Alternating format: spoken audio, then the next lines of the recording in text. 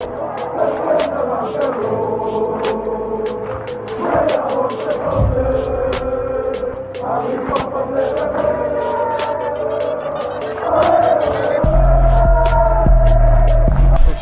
out to Kop-Ish. Shout out to Kop-Ish, guys. All the good work the up. two legends, Emil Heskey, Howard Gill. Can't get much better than that guy. Yeah. You know what to do now. Like, comment, subscribe. I'm with legends, guys. Kop-Ish. Good evening, lovely people. I hope you're well. Welcome back to another Monday night live show. We're Team Kop-Ish. As always, when we get behind the mic, please make sure you subscribe, comment, and like. Brothers, how you guys doing this evening? All right. Man's Yeah, all not right. too bad. It's not too bad. Do you know what I was thinking about though? It's our first Europa League game, innit? This Thursday, innit? It's a madness though, because it's a 5:45 kickoff, bro. I know. First game. No, but every game's 5:45, if I'm not mistaken. No, not every game. You sure? Well, I saw majority. There's a load of games at 5:45, you know? For us or in general? In general, bro. You think it's a joke? I don't know. I'm not gonna lie. I'm kind of looking forward to the game on Thursday. Bro, I'm not looking forward to it, as in, like, I think it'll be a good game. 8 but fixtures. I'm just looking forward to watching Liverpool, if that makes sense. I'm excited because I get to see more of the fringe players, and I think this will be a good barometer to see whether some of these players are actually good enough to be squad players or not. Not just this game, by the way, just the group stages as a whole. Yeah. I think I'm quietly interested to see what's going to happen. I've got a feeling that we're not going to get as many changes as you think, though. You know, okay, we'll get into it when we do the preview for the game, but I think 5 max. I don't think it's going to be some wholesale change thing, especially if it be in the first game. The worst thing Liverpool could do, and I kind of agree with this at the same time, is not get 3 points for the first game of the campaign. So, you know what I mean? Like, I don't think there's going to be anywhere near as many changes as people think.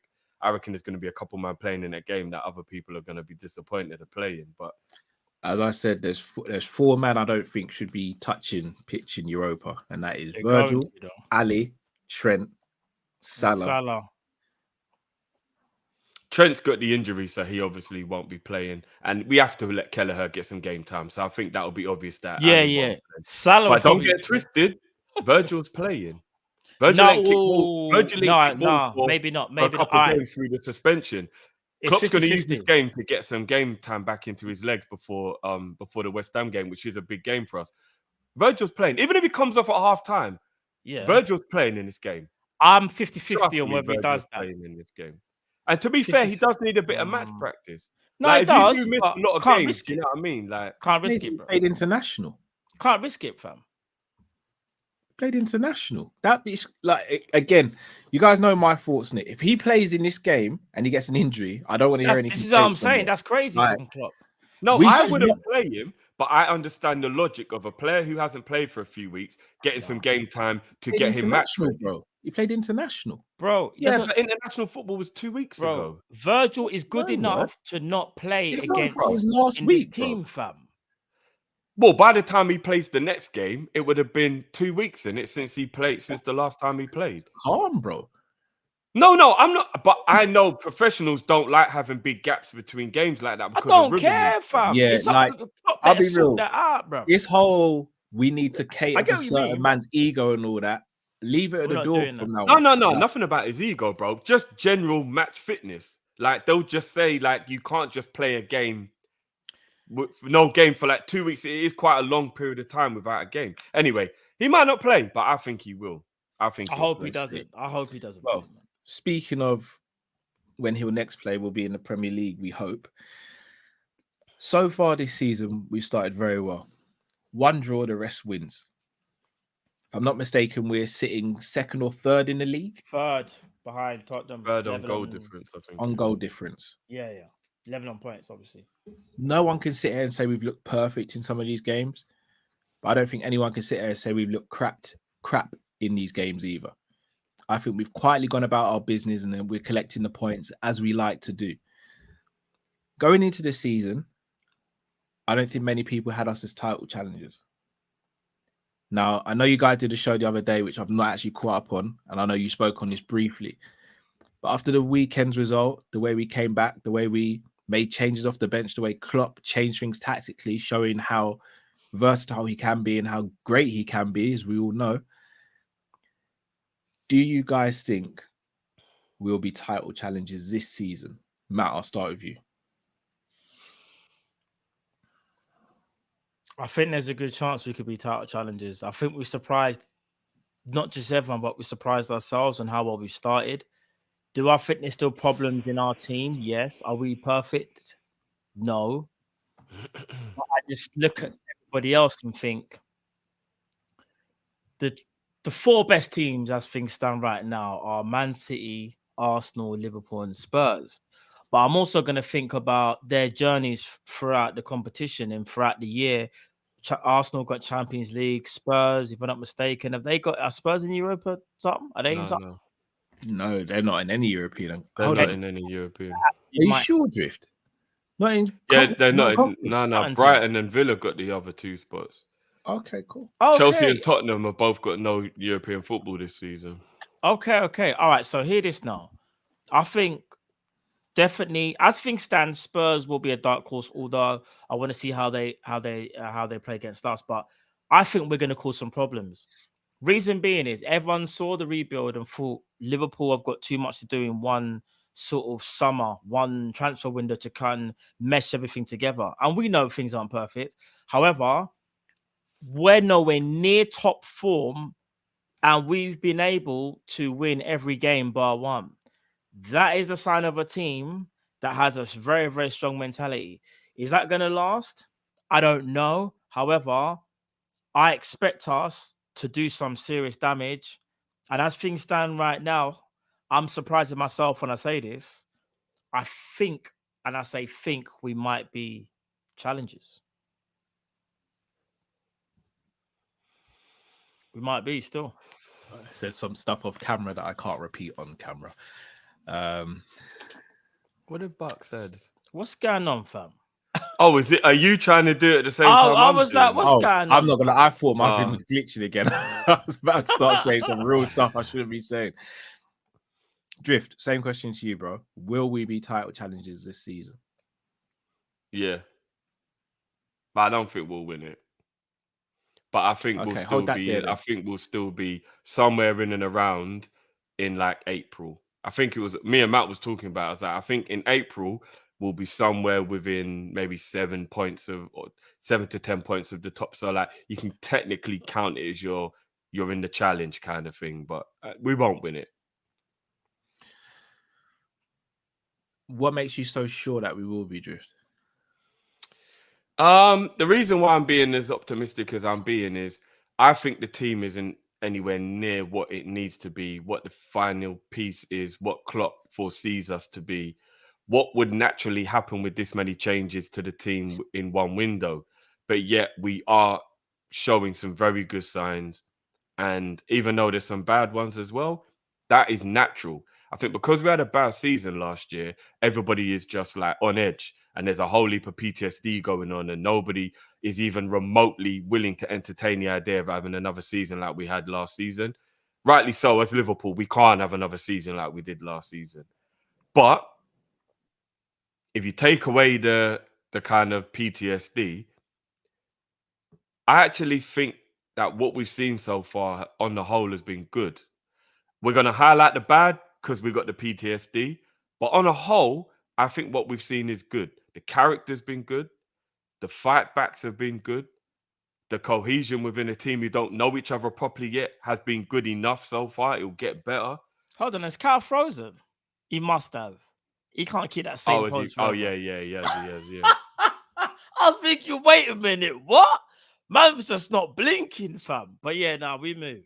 And the other thing as well is obviously it's early days. I don't want to put the kiss of death on him and then things start going wrong. But my manager, I told everybody not to give up on my manager, and everybody, well, a lot of people gave up on my manager, and I said don't give up on my manager. Good. A lot of people said that he ain't got no tactics. He don't know this. He don't know that. I said that's why I used to say all the time. Hold on a minute. Is this really what we're gonna do? we're going to try and put down a man who has won everything and done all he's done. Oh, what, are you a crap manager with no tactics and no flexibility to do and achieve everything he has? Tell him again. I told everybody, every manager will look poor with a poor squad. It's very, very hard for a manager, no matter how good he is, to look good with a poor squad. Look at Ancelotti at Everton. Can anybody remind me of anything good that happened for Ancelotti while he was at Everton? I think he had a half-decent start to the season when the James Rodriguez hype was around in his first year. And then what happened after that? And we're talking about an elite world-class manager. Yeah, and he's one of the best. One of the best. If you talk about the GOATs, if you talk about the GOATs, Ancelotti might be in everybody's top 5. If you actually sat down and said, who are the true GOATs of football, Ancelotti would probably be in everybody's top 5. What did he do at Everton? Nothing. Because it don't matter how good you are if you've got a crap squad. We'll say though, that is but Everton, I mean... No, I hear you, but I reckon Klopp will go Everton and still, like... I get what you mean, because the squad, innit? If the squad is that... If your squad is really, really bad, to a degree, it doesn't matter how good the coach is. That's what you're trying to say, innit? You're saying you're limited to your players, your squad, and that is kind of true. You can only coach so much, innit? Your changes, your flexibility, your tactics are limited to who is available to implement said tactics that you're trying to do. And last season, we were all over the place, yes. And of course, Klopp made a lot of mistakes. But what I'm just trying to say is, this season, and I said this to you in the match reaction, Matt, which is how you know I'm not just saying this for the sake of it. All the things Klopp has done this season, everybody in the chat, even some of us, like in general, if you go on Twitter, everybody's questioning Klopp throughout the game. What's he doing? What kind of stupidness is this? Da-da-da-da-da. And then what happens? We win the game. Who are we to question the man who's the elite manager with all the credentials? Everybody sat here gunning and doing this and doing that. And then look what happens. We end up winning the game because of his tactical changes and what he wants to do during the game, his substitutions, etc., etc. So he's got the options now. So can everybody just stop always thinking they know better than Klopp? And let's just watch the man work with a new squad now, better options, better team. And let's see what goes on. Because I'm telling you now, I don't know about you, man, but when I'm seeing people coming off the bench like flipping Gravenberch, and when I'm seeing Endo don't even need to be used, and when I'm seeing players like Elliott improving, when I'm seeing this kind of thing going on, when we can bring McAllister for half time, when I'm seeing this type of stuff, I'm thinking, I remember the days when we had Oxlade-Chamberlain and will he make it to the 90th minute navigator? And that was all we could rely on. So it's a different world now, people. It's a different world now. So, you know, I remember all those angry moments when Cal was like, I can't believe Milner's coming on again. Now that's going to be Gravenberch, Cal. You know what I mean? Like, we ain't got to worry as much anymore. It's going to be Elliott. But here's the thing. If Elliott continues to do what he's doing, then I don't have a problem with it. But Elliott's doing right, you know. He's doing to be honest with you, Elliott is actually proving Klopp was right, as in, I have to play these guys or they're not going to achieve what it is that I believe they can achieve. And I know we don't like it happening on our watch, but it does kind of have to happen, right? Big up Grizz. Grizz put a tweet out the other day, and if I could like a tweet more than once, I would have liked it more than once. He said, if Quansah was a £20 million player that we just bought from Salzburg or somewhere like that, we'd all be like, yo, I'm excited about this kid we just got, you know. But because he's come out the academy, for some reason, everyone's like, nah, we need better. No. You're missing the point if that's what you think, Drift. No one's saying that Quansah's not good. No one's saying we're not excited about Quansah. But we're saying we still needed someone else with Quansah still coming through. But I don't think anybody was using Quansah as one of the players when they were saying we should buy someone. When in the summertime when people were saying we should buy people, I think everybody was like, and just get rid of, like, forget Quansah. Who cares about him? Do what we did with Billy the Kid and put him back in the under 23. No, but I don't think people wanted him in the squad. Yeah, because he should be a bonus player. He shouldn't be a player we're relying on. He shouldn't be.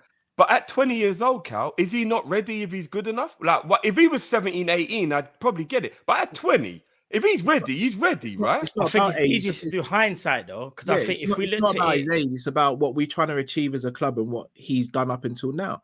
Like, But we're age trying- does we count want- because obviously if you're No, too young, then it's but we too much want to win the pressure. league, right? We want to win the league. So if we want to win the league, we all sat here and said we wanted a centre back who was of a level that if Virgil van Dijk gets injured, then we're not crapping ourselves. Like, No, and I get that, but I'll ask you the same question I asked Matt, Cal, because you weren't here for the match reaction the other day. If you take away the extra years experience that he had at Brighton where he got to prove how good he was, what's the difference between Quansah and Colwill? that year's experience of playing regular Premier League football. That's exactly what I said. But did Colwill not look brilliant during that season? And that was his first year. No, Because but at he Brighton, he was cooking, right? No, he was. But So can we? that means no, Quansah could easily do that for us this season. no, he could. But why take that risk when we can go and buy someone? Why do that? But he's fifth choice, Cal. It's not actually a risk. But he's Fifth not choice fifth- is way not- down the pecking He's order. not fifth choice right now. Yeah, but that's because we've got injuries and suspensions. But he No, is it's still not. fifth choice. It's not because Joey is effectively backup right back / right back. So But he's not Joey fifth would have played choice. centre back if Trent wasn't injured. So but even though it that's the happens, problem. however it's happened, No, but that's the Quansah's problem. still Trent did fifth get choice. injured, and we know that Konate is quick to get an injury as well. Not to mention, we also said we wanted someone who was left-footed, so that when we do the invert, it's less stress on Robbo having to try and do up left back, left centre back, and left wing back, and left wing sometimes, depending on who's playing on that side. So No, I agree with that. Quansah's sick. And again, shout out to Kev O'Sullivan from Daytrip, because he's been talking about Quansah for a couple of years now, to be honest. I've known about Quansah from the academy. I've got no issue with Quansah being in the squad and in and around the squad and playing Europa games or coming off the bench when we're 3-4-0 up. I'm saying I want us to try and win the league, though. And with all due respect to Quansah, us trying to win the league, I don't think he's a player who's ready for that yet. Hence why I want us to go and sign another centre back. In the same way, I rate Tyler. You guys, I'm not even saying this to try and take the mick. You guys know I rate Tyler Morton. But if you sat there and said, "Oh, why should we go and get Gravenberch when we got Tyler Morton?" I'd be like, "Well, respectfully, guys, we should go and get Gravenberch because Gravenberch is a better player right now." I mean, that's a little bit Cole- different because he Cole would have was a been better way player than further up the Quansah pecking right order. now. But Gravenberch is going to be way further up the pecking order than Quansah is. So that would make that argument totally different. Like if someone said to me Tyler Morton is like the 10th choice midfielder and some madness happened that he played, I'd be like, well, there's nothing wrong with being the 10th choice midfielder. Well, Gravenberch is effectively probably what, 3rd or 4th choice centre midfielder. Yeah, exactly. So if he was replacing Quansah's Gravenberch, 4th he'd be / 5th. too high up the list. That would be Quansah's more. Quansah's gonna play a lot more football because of the injuries that we seem to have, especially with Matip and with Ibra at the moment. Another thing, the difference, and again, because what I was alluding to with the whole Colwill and Quansah thing, obviously you need experience to get to that level, and Colwill's had that experience. Now, Drift, I hear what you're saying because it is true. Like if Quansah gets that experience, that's the only way he's going to get to that level to get further on. That's true. However, Colwill didn't do it for Chelsea. He had to do it for Brighton. Had to take a step down, so to speak. If we're talking about respective clubs and what they were trying to achieve at that time, obviously Brighton, I know they kind of surprised everyone, but it was less pressure, shall we say. I think but right now, Quansah's literally learning on the job at an elite level club, and we're trying to go, as things stand right now, because we started so well, we're thinking, wait a minute, our targets might have changed it. We have to go for a title. So there is a lot of pressure, especially if he has to play a lot more. Has he got the ability? Yes. But it's also asking a lot from him to just do up centre back like it's like every week. Because you can have, like you said, Drift, remember we've said it before, you can have 1 or 2 good games, 3 good games, 5 good games. You're like, oh, right, sick. And then what about your 7th and your 8th game? And you're just looking a bit thingy. So I reckon he's a talent. But as a 5th choice, you would No, hope we're not forced to have to play him that many times, though. No, that's but my only worry is because of the robustness of some of our players. Yeah, like I believe in him. I just think it's still I hear what you're saying, like logically, but like he is 5th choice, though. I know logic would suggest, on well, with the paper, injuries we got, he's gonna end up being like playing more. Paper, but and another thing I'll say is, and again, I could be getting carried away, yeah, but I'm just so impressed with what I've seen so far from him, and I might be getting carried away, but I do look at other scenarios and other teams and think to myself, the situation was what it was at the time, and that team wasn't angry about the scenario. So, for example, I know Quansah might not be a generational player the way Phil Foden is, but Phil Foden was in a team who was trying to win everything and was still allowed to get that chance to play in that team because the talent was good enough. Nobody was like, nah, man, we're trying to win the league. Bun this shoot. They were like, well, if he's good enough, I understand why Pep might play him from time to time. Different. So what I'm saying is, he might not be a generational talent the way Phil Foden is, but he's not going to get good if he's not given a chance. No, we know we that. don't know if Trent Alexander would have ever become who he is if we hadn't had a bad injury to what's his name.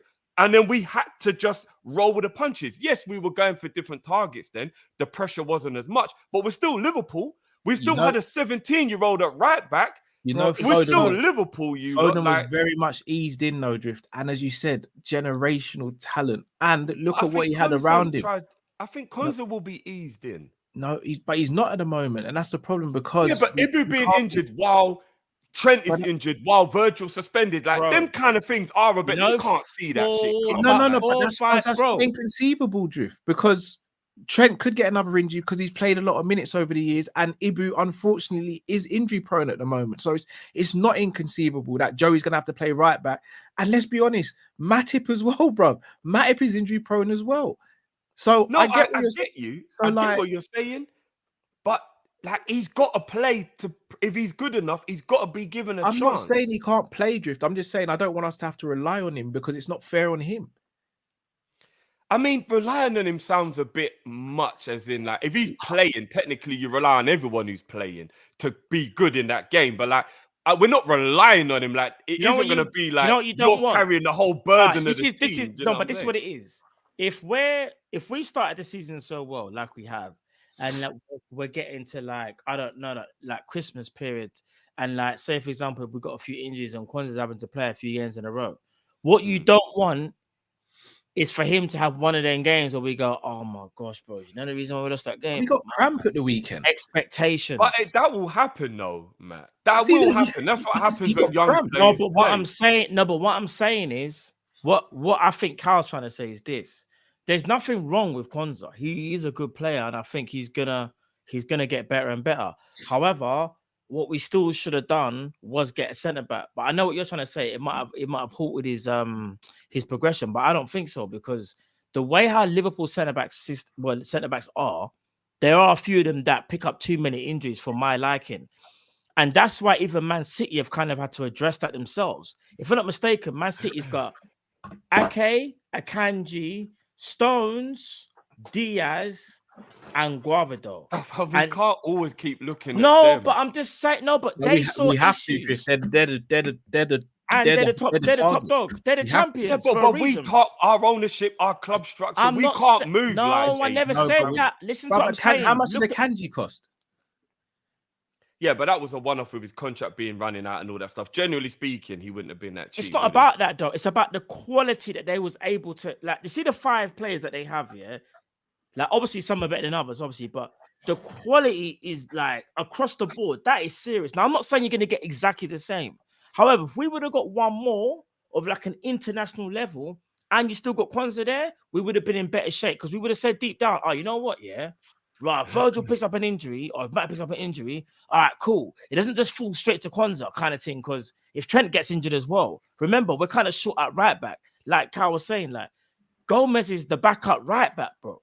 It's kind of mad when you deep it, when you think about how we've had a Calvin Ramsey, we've had a Nico Williams, we've had, what's my guy's name, who I was championing, but it hasn't really worked out. It hasn't worked out, and we've got no backup right back, and now Gomez has had to kind of step out there. So already Quansah's jumped up the pecking order. There's another injury. I hear what you're saying. You get what I'm trying to say? I'm not saying we shouldn't go and get another centre back, but what I'm saying is I think everybody needs to just be a little less skeptical about Quansah being a player who's probably going to get some game time because the kid looks like he's got it. Like he actually looks like he's got it. I'm not worried about Quansah. I'm not worried about the depth. I don't think anyone's skeptical, Drift. Yeah, we're using too many. I think people are. I've seen people saying that like he shouldn't be playing and stuff, and I'm just a little. Nobody's saying that he's crap when he plays, but people are still saying that they're like, right, like he shouldn't be playing, man. Like we should have had another player. Like it's a bit mad that he's playing. I'm like, I get it because as Cal explained, like I do get like we've got a lot of injury-prone players, so it is a bit mad that he'll play so soon, and you're thinking, right, it's a bit sooner than we thought we'd have seen him. But I think like give the kid some time, man. I think he looks like he's got it. I do. Me personally, Drift, for Quansah this season, for me, it should have been Europa League and Carabao Cup, maybe some FA Cup, depending. Fast tracked. And then if we're winning a game 3-4-0 with 10 minutes to go, that's on Quansah. But at the moment, he's like, and I'm not even being funny or shady to the others. He was our best defender. Him and Robbo were our best defenders at the weekend. By rights, on form after one game, if Virgil's back next week, it should be Virgil and Quansah because Matip didn't cover himself in mad amount of glory. No, but like Quansah was better than Matip the other day. No, but you forget if that's how it has to roll, let's just let it roll. I don't think you can really dash Ibu in like that. I feel like you talk about Prem or Euro in general right now. Like I love Ibu. I love Ibu, but to throw, I'm really scared about how we're coaching Ibu at the moment. No, bro. Yeah, but you know why that is though. Dash him 90 minutes after coming straight back from injury, man. I think you got to kind of ease him in a little bit. But I guarantee you, Ibu don't get injured like that. You see the way how Gomez was inverting at the start of the game. Oh, let's not speak. You see, you see when that got. You see when man said, "No, the inverted thing, we ain't doing that no more." Yeah, the centre back could relax a bit more because he's like, "All right, at least I know you're gonna be there to stop going up." You know what I'm trying to say? Not even the inverted thing, Matt. It's just Ibu does too much. Ibu's very high.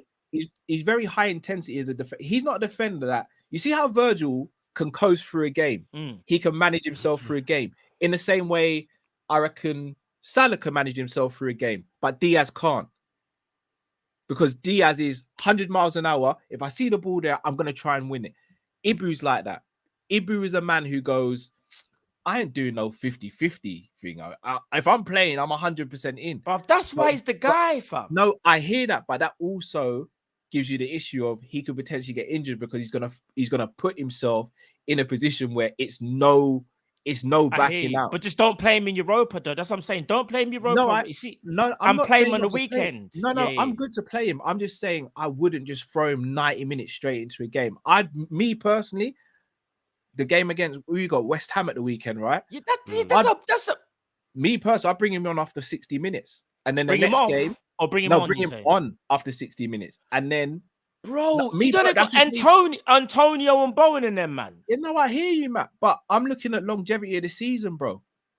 Yeah, but we need to pick up points. I do feel a bit worried. I hear you, but Matt, I'd rather gamble. No, I hear you. I'd rather not play Ibu from the start and draw this game, and then not lose him for the next 3-4 games, and play him win, and we lose him for 4 games. Because against Mikel Antonio, he can't do half and half. Yeah, he'd have to be properly man. But I'm looking at it like this. You know, right now, because we put ourselves in a position where we've picked up what is it? How many points we got now? Is it 13? Yeah, we picked up 13 points. Yeah, right now we can't even draw. If we want to be serious this season and put pressure, we can't draw. So what I'm saying is, serious. So what I'm saying is this: you start off with Virgil and Ibu. Then you try and kill off the game kind of early, or you try, you know what I'm trying to say, put in that work. It's away, right? Yeah. That's what I'm trying to say. It's home. No, we're away. At home? Are we away? Surely we've got to be at home now. We just played away. Yeah, because we're doing away Europa. You're right. We have to be at home. Sorry. No, well, the Wolves game was away. So home. Maybe is it at home? All right, we're at home. I'm definitely going Virgil Quansah. If we're at home, I'm definitely going Virgil. Broski. Are playing with fire. If this is what I'm saying, Antonio's gonna pin himself on Quansah. You know what? I'm not. No, he can pin himself on Quansah. You think Quansah can't handle himself? But I'm not saying that. But it's gonna be a long day for Quansah. This is what I'm saying. You may be getting ahead of yourself a little bit. Because I'm not even sitting there saying Mikel Antonio is this world-class baller. But let's be honest, bro. He's gonna make Quansah work for everything. He will give the best centre back some of the hardest afternoons in their life sometimes. No, that's facts. That's facts. Antonio will rough up the centre backs. No, I totally get that. But Virgil's there as well. It's not like Quansah's got to do it all by himself. But he's got to pin himself on, bro. No, but Antonio just can't dictate the way the game goes like that. Like, it has to happen. The patterns obviously it's going to be time to come up. Do you get what I mean? Like, it's not just going to be Antonio gets to pick what he wants to do. I'm not saying, no, but I'm not saying that. But they'll be smart about it. And the way how they will play, if they see Quansah, they will target Quansah. I'm not trying to say it's definitively going to work in terms of like Quansah can't handle himself. But just know, if they pick on Quansah, in my personal opinion, it's not going to end well.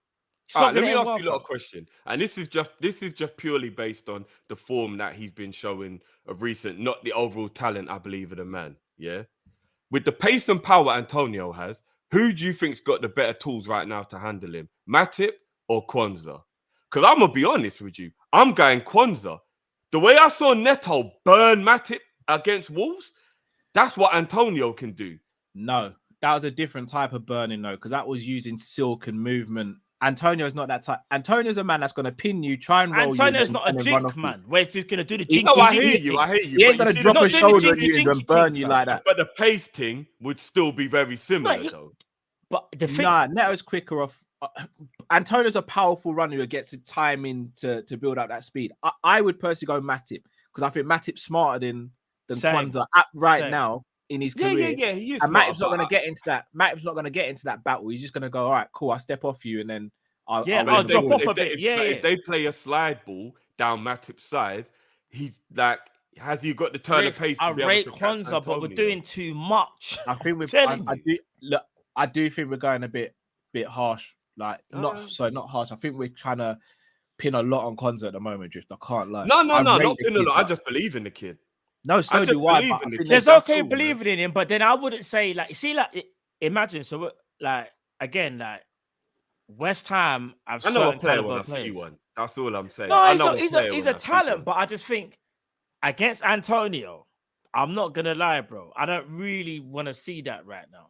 I said, Verge is there as well. Like, I know. I'm not trying to say Verge can't come across. Maybe this is what I'm saying. If Verge comes across, then you're leaving a whole heap of space in between. Man have to look after himself, innit? I'm saying we're not in a position where we can babysit man anymore. No, not a babysitting thing. Like, you know, they can just swap if he thinks he can pin it, and then it'll mess up their tactics if they've got to now change and go down the other side because they thought they could do this or whatever. I'm just saying, two man on one is a lot more harder for the one. Do you get what I'm saying? So for Antonio to try and take on both our defenders, he can try and peel off every now and again to Quansah and try and target Quansah, but he's still a lone striker. So Virgil can still help whichever way you want to look. He's not going Virgil's side. I guarantee you, when that game starts, Antonio is going to position himself in between the right back and the right centre back. He ain't touching Virgil, bro. He knows what that comes with. Well, then that's when we have to just make sure that we don't allow West Ham to be able to. All right, it's like me fighting Khabib, bro. I'm not going to try and take man down and wrestle him, am I? Yeah, but I mean, there'll be no chance of just to tell you, Cal, I believe in you. You believe in yourself. He'll tell me the same thing. Yeah, man, get in there with Tyron. I believe in you, fam. But trust me, you'd be believing in my will. I know that much. But you get the premise, right? You're not gonna like Antonio. There's no way he's gonna try and pin himself with Virgil. He's gonna lose in the air. He's gonna lose on the ground. Like he's not gonna. I know, but like I said, he is not gonna just be able to dictate everything he wants to do. That's true. So it won't be like all game we're just seeing Quansah getting had up by Antonio. But we're saying majority. You know, like, do you know? It doesn't have to be all game. It could be one moment. Moments. Yeah, that's the bro. It's fine margins. You know, like it's one of them things where we can't. Like, I just don't want an error right now where it's because of us or a bad decision. Like, if we're gonna lose a game or drop points, I want it to be because the other team was so good, and not only that, like we matched them, but they were just that bit better. There's nothing that we could say. But what would really annoy me in a game, I know we'll talk about preview on another day, but if, like, for example, there was one moment where my man just pinged Quansah, spun him or something, and then bangs it in, because then I'm gonna look at it and go, do you know what?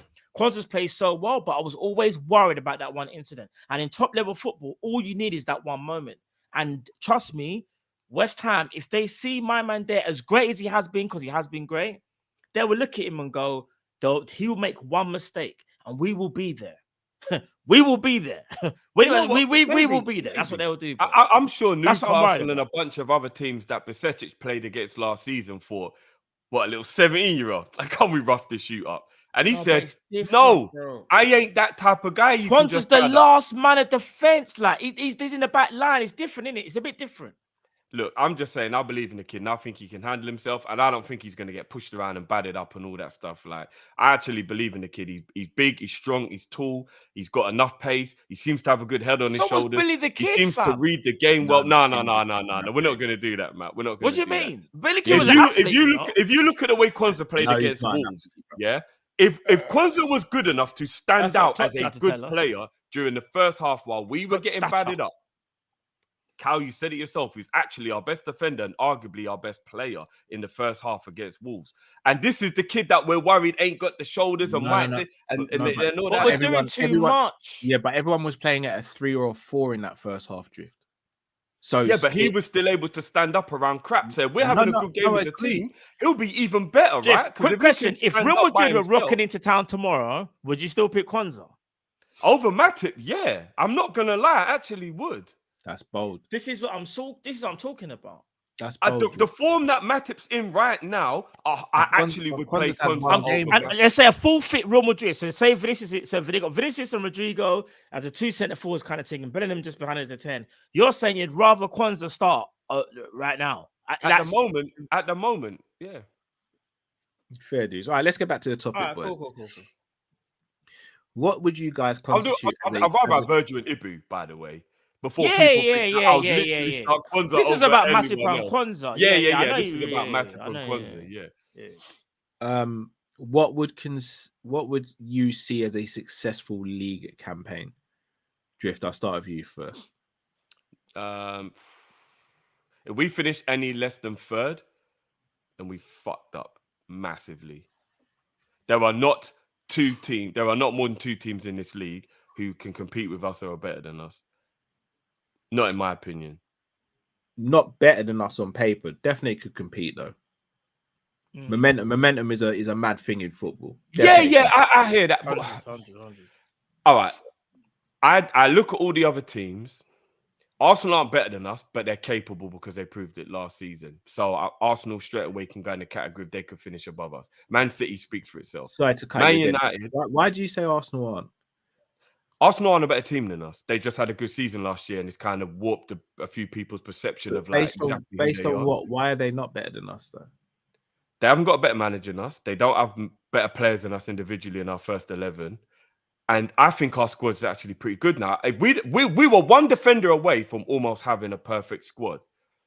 That one defender difference can't all of a sudden make like something better than us. Defenses usually win trophies and leagues, though.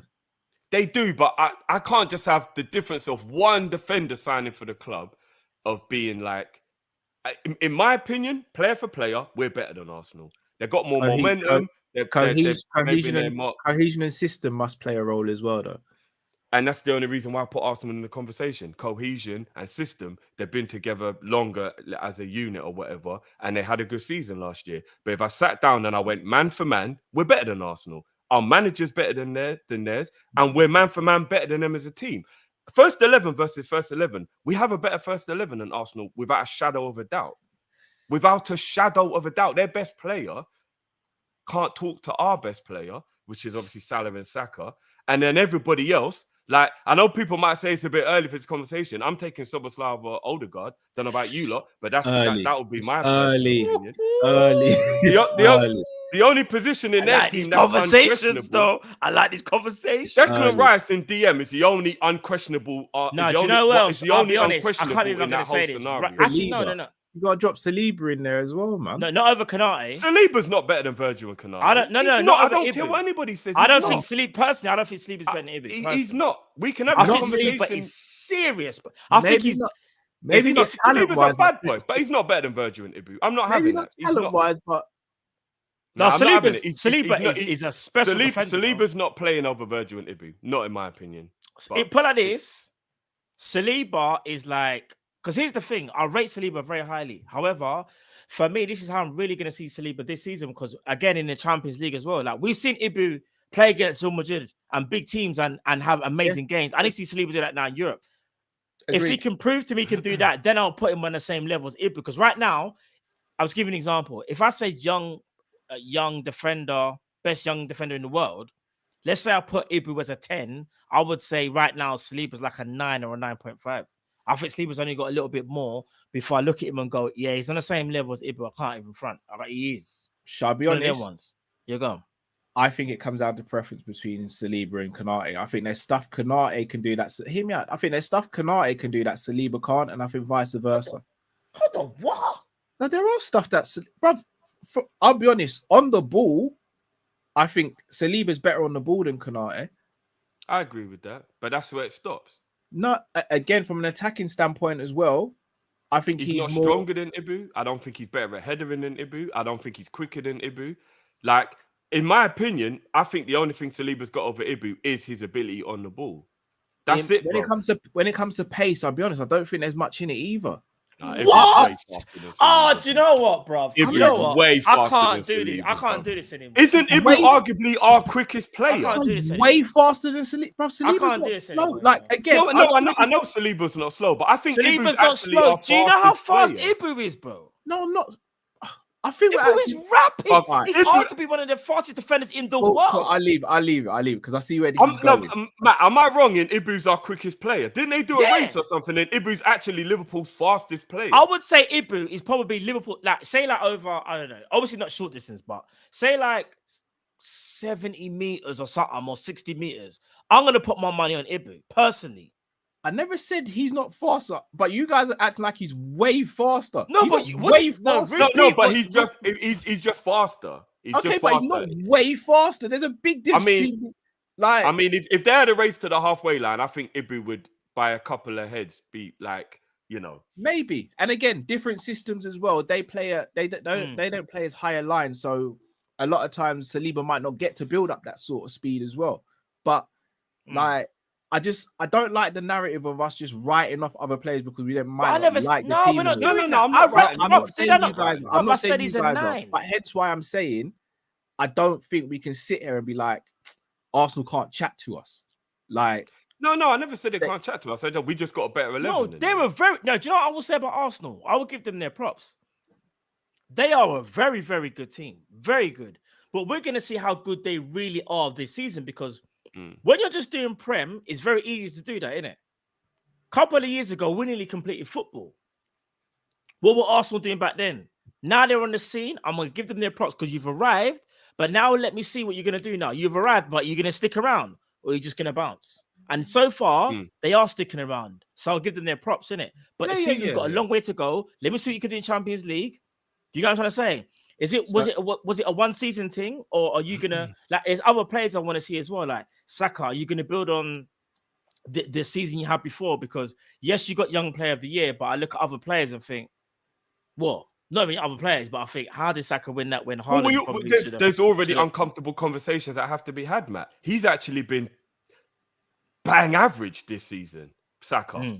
Bang average. Like, there's already conversations that need to be had. If Salah's going to get questioned, I'm going to throw the same question. Saka has been bang average this season. No one wants to say anything, though, because he's a star boy, right?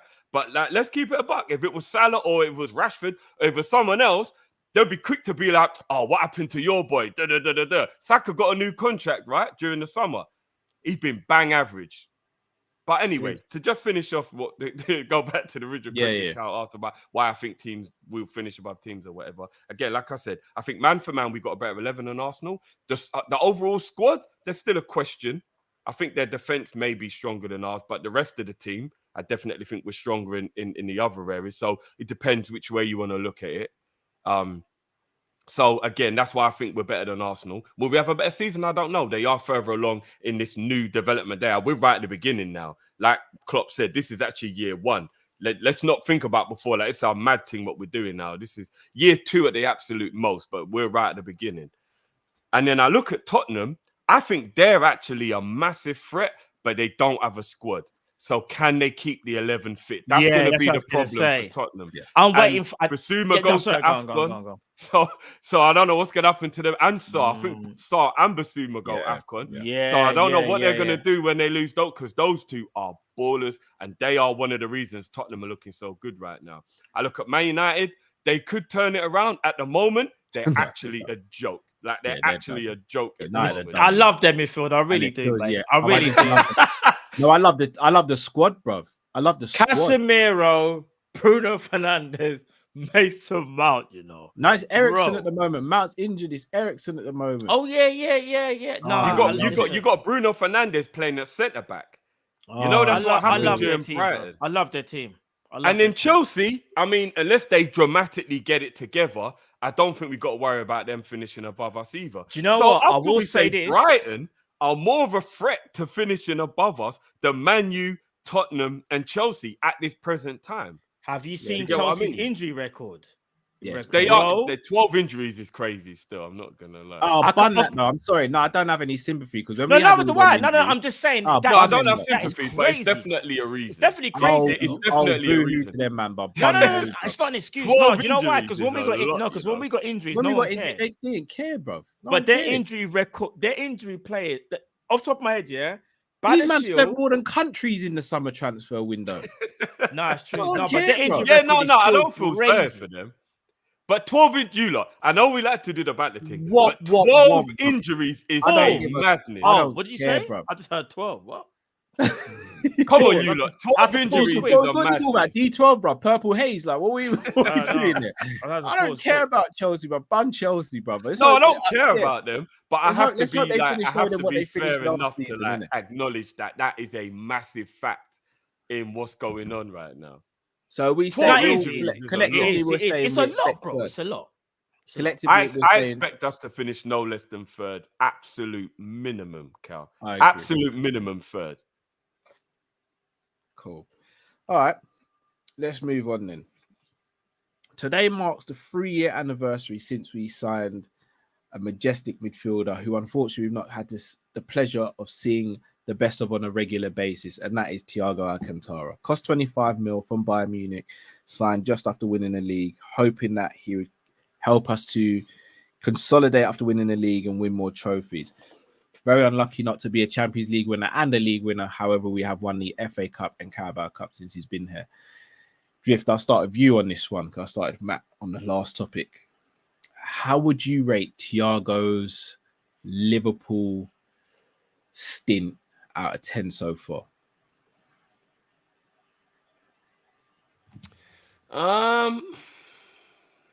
I'd give it a 6.5.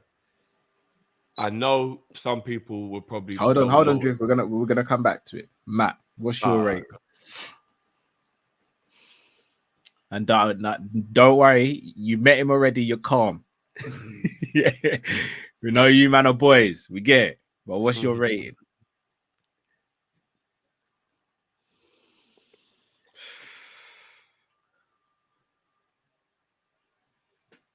Seven. Wow, that is so biased. Look at you. We can't even look at the camera, bro. I'm just gonna say, I'm trying to find so biased, bro. I know you DM each other, bro. You must do. You know, that's a 7. No, bro, Thiago, that's my guy. Friends, Drift was 7. For the people who don't know the backstory, all I'll say is Matt and Thiago's got each other's number, innit? Matt learned Spanish as well. That's my guy. You know what it is? All jokes aside, I used to get absolutely berated for sticking up for a former player who we all know is Naby Keita. And I always used to say stuff like, oh, like, guys, just like his ability is unquestionable. Like, his ability. You lot always used to throw at me like, oh, like, yeah, but his availability is shocking. Like, it's bad. Like, his availability, like, we hear you, Matt, like, but the best ability is availability. And I used to get annoyed. And I wouldn't say shocking. I'll say it's bad. He's averaged 28 games a season for us. That's not shocking. Bro, you lot are forgetting how you lot carried on. Drift, you was one of the you see you.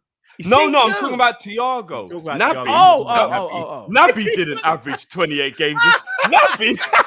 Hold on. No, wait there. See how you look. Oh, shit. No. Jamrock, do me a favor. Who's had more of an injury-ravaged record, Thiago or Naby Keita? Someone bring out the facts. Because see how you lot are laughing now? It's not much different. No. People, bring out the facts, and we see who gets the last laugh. I'll leave it there. I'll do it myself. Go on. Keep talking. Because here's what I was going to say, yeah? As much as I think Thiago, even from ability-wise, is on another planet to Naby Keita, I'm actually starting to wonder whether his injury record actually might be worse. I'm not joking. And if that's the case, we have a serious issue. Like a real issue, guys. And that pains me because he's such a talent, but he's a world-class elite midfielder. Naby Keita, for me, was just like a talented midfielder who I thought had the potential to maybe one day be elite because his ability. But Thiago is there, fam. But his availability is bad. Like you, man. It's crazy. Can I just explain something? It's a 5 for Thiago. Just on the Naby team, because I don't want to start berating the man. Let the man live in it. I get it. Like I don't want to go in. Naby Keita was so bad that there's an injury in last season where he missed 12 games, and they actually call it an unknown injury. They don't even know what was wrong, bro. If you think that's bad, look what I'm about to bring up now. Unknown injury. He missed 4 games with a knock. Bro, ain't a knock just meant to be put some ice on it? You'll be okay tomorrow. Drift. Look at the screen.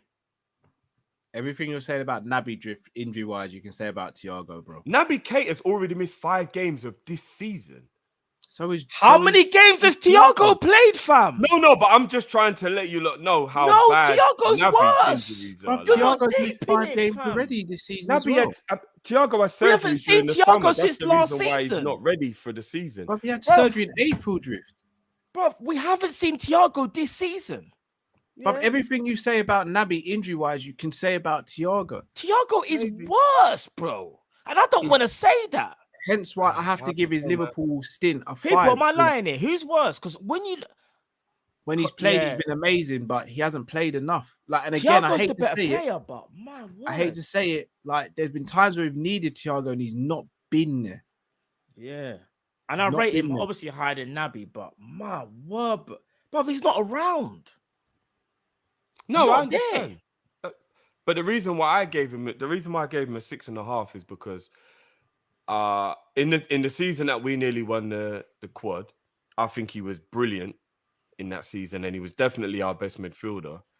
And in the first season, I think it's quite unfair to label that as an injury-prone season in his first year, because he was actually assaulted at Goodison, and he missed 3 months of that season from a horrific tackle from Richarlison. So it's a little bit unfair to label that as an injury-prone injury. If you pull your hamstring and all them little things like that, fair enough. But if somebody comes in and nearly breaks your leg the way Richarlison did, I think it's quite unfair to label that an injury-prone season. His hip is the issue. You know he's got a problem with his hip. No, now he does. And if you lot remember, we actually got third and got Champions League based on him getting back into the team and being fit. And the run we went on, when he went on a run with the double pivot with Fab, we did. But I also Thiago was instrumental in us getting third that season. What about NFT midfield? Hold on. But let's not forget when he came back from the injury and he played between that period, and I think maybe March, he wasn't great. And some of that was down to tactics, but some of that was down to him as well, not keeping up with the game and diving into tackles and picking up yellow cards and stuff. His first season with us, lockdown season. Oh, yeah, but I mean, that's going to happen when you're getting used to a new country, new team and all that stuff. But we still have to judge the season though, right? Yeah. But towards the end, when he did start to get it, Cal, that 10-game run we went on that got us third, he was instrumental in that run. He was brilliant during that. And time, the season where we were trying to go for the quad, he did pick up a couple injuries in that season as well. Remember, he picked up an injury in the lead up to the Carabao Cup final game, which meant we had to do a last minute change. He was a doubt and shouldn't have really probably have started the Real Madrid game. because he got injured in that as in the warm up there as well, and then last season again was looking like he was going to be our best midfielder, but again picked up another few injuries, and then the one in April ended his season effectively, which effectively ended ours as well. Hasn't played this season. I think if you go any higher than a 5 for Thiago, I think we're just being biased, if I'm going to be honest, lads. Like, he's my favourite midfielder at the club, but he's just not there enough. I understand your logic. I just think his impact when he's played has been really good, and that's what boosts him up a mark or so for me, because it's not like, and again, I'm not being shady. I'll even use Ox as an example. Bar Ox's first year and then the year we won the league, I do think he kind of struggled to make impacts in games. And you know what I mean? Like, you didn't really leave the game thinking, oh, what a brilliant game Ox had. A lot of the time when Thiago plays, you do leave the game going, Thiago was brilliant today. Yes, he doesn't play anywhere near as many games as he should, but you do leave a lot of the time in the games he does play thinking, Thiago was good today. So I think his impact has been good enough to give him a little bit of a bump up in the marking. So I get your logic, Cal, with the 5. I do, and I totally understand it. But I bumped him up a little bit based on the fact that when he has played, he's kind of been very instrumental in some of our achievements. As I said, the quad season, he was our best player and our best midfielder. Best midfielder, yeah. And the year when we got third after the really poor part with the defenders and all the injuries we had, he was instrumental in the run that got us third as well. So he you know what I mean? He's had very impactful periods in the game, which is why I bump him up to that 6. But yeah, I get your logic behind it. Won't spend long on this, boys. Matt, what's your expectations for Thiago this season in terms of squad role and what you think or want to see from him? All right, let me just have to show the people that what time it is. Yeah. All right, cool. This is my brethren, my guy. Yeah. Expectations this season for him. I'm not gonna lie, fam. He just needs to play football. Because I'll be honest, I'm a little bit worried. All jokes aside, I'm worried. The guy picked up an injury in April. Every time Klopp is asked about him, Klopp will say, "Yeah, he'll be ready. He'll be ready on the international break. Ready to tear." We ain't seen him. And like, even like the weekend, in my brain, I thought I don't think he was named on the bench, was he, guys? Was he named on the bench? No. I'm like, what is? No, but on? we're taking our time with him at the moment. No, I know. But hear me out. I'm seeing him on inside training. I've seen him with the Gravenberch has been introduced. I'm seeing Thiago walk past, say hello and everything. I'm thinking, but in my brain, I'm thinking he's close. But for me, expectations would just be to have a kind of swan song season where it's like, even if you only play 17 games in the Premier League, but in those 17 games or 15 games, you was able to be so instrumental where it means something, then it's cool with me. Because for me, he showed me what type of player he is over his career. It hasn't just been Liverpool, it's been Bayern Munich, it's been Barcelona. So we know what we get with Thiago. I just think he's at a point in his career now where, I hate to say it, but it's kind of like that last hurrah, in it. And I don't want to say that, but it is. And I don't think his contract's going to be renewed either. But yeah, I just want to see him play games, bro. I just want to see the man. I just want to see a lineup where I see Thiago fully fit and is able to mix it up with Szoboszlai and McAllister and Endo and Gravenberch. Like, I want to see the man play football, bro. Because right now, I'm not seeing him play no football. All I'm seeing and reading is quotes from Jurgen Klopp saying, I think he's not too far away. And I think he even had a setback as well, if I'm not mistaken. He had a setback. So I just want to see him play games, bro. I'm not going to lie. The thought of McAllister, Thiago, and Szoboszlai in a 3-man midfield for Liverpool tickles me like an auntie at my 4-year-old birthday party. Like it just excites me. I knew he was going to say that. Don't worry about that, man. McAllister will play the DM in that system. It's been shown he's not that guy, man. But No. We can't judge the Wolves game. He was tired. He just got back. Even though he's not still the perfect. You know what I heard? Do you know what's actually mad, Matt? You know you were saying about how McAllister's sick. He's not a DM. He's not a DM, guys. No, but you know, he had an oxygen mask apparently because he was trying to get used to the altitude because of where the internet. Like he shouldn't have played in the game. But why Klopp? Because Klopp revealed that he's like, he had the oxygen mask on, and Klopp said something like he should have had it on for longer. See, in my brain, I'm thinking. So my man needed help breathing, and you still played him. Like, fam, what are you doing? I just don't want to see Mac in the 6. I think it's so unfair on him. But I do want to see him. I don't want to see him in the 6. Those three can play together. Fair dues. I just want to see him further up the pitch. You know how dangerous he'd be so further up the pitch. Like, I just want to see him play. Do you know how long it is since we've seen Thiago play football? Do you know how long it's been? Look, guys, once Endo gets used to the Premier League, we'll be fine. Klopp's doing what he did with Flacco. He's just letting Endo get used to things. I hope so. I'm a bit worried about Endo. I'm telling you, he's just letting Endo get used to things. He did the exact same thing with Flacco. He didn't. Flacco never started to play until October.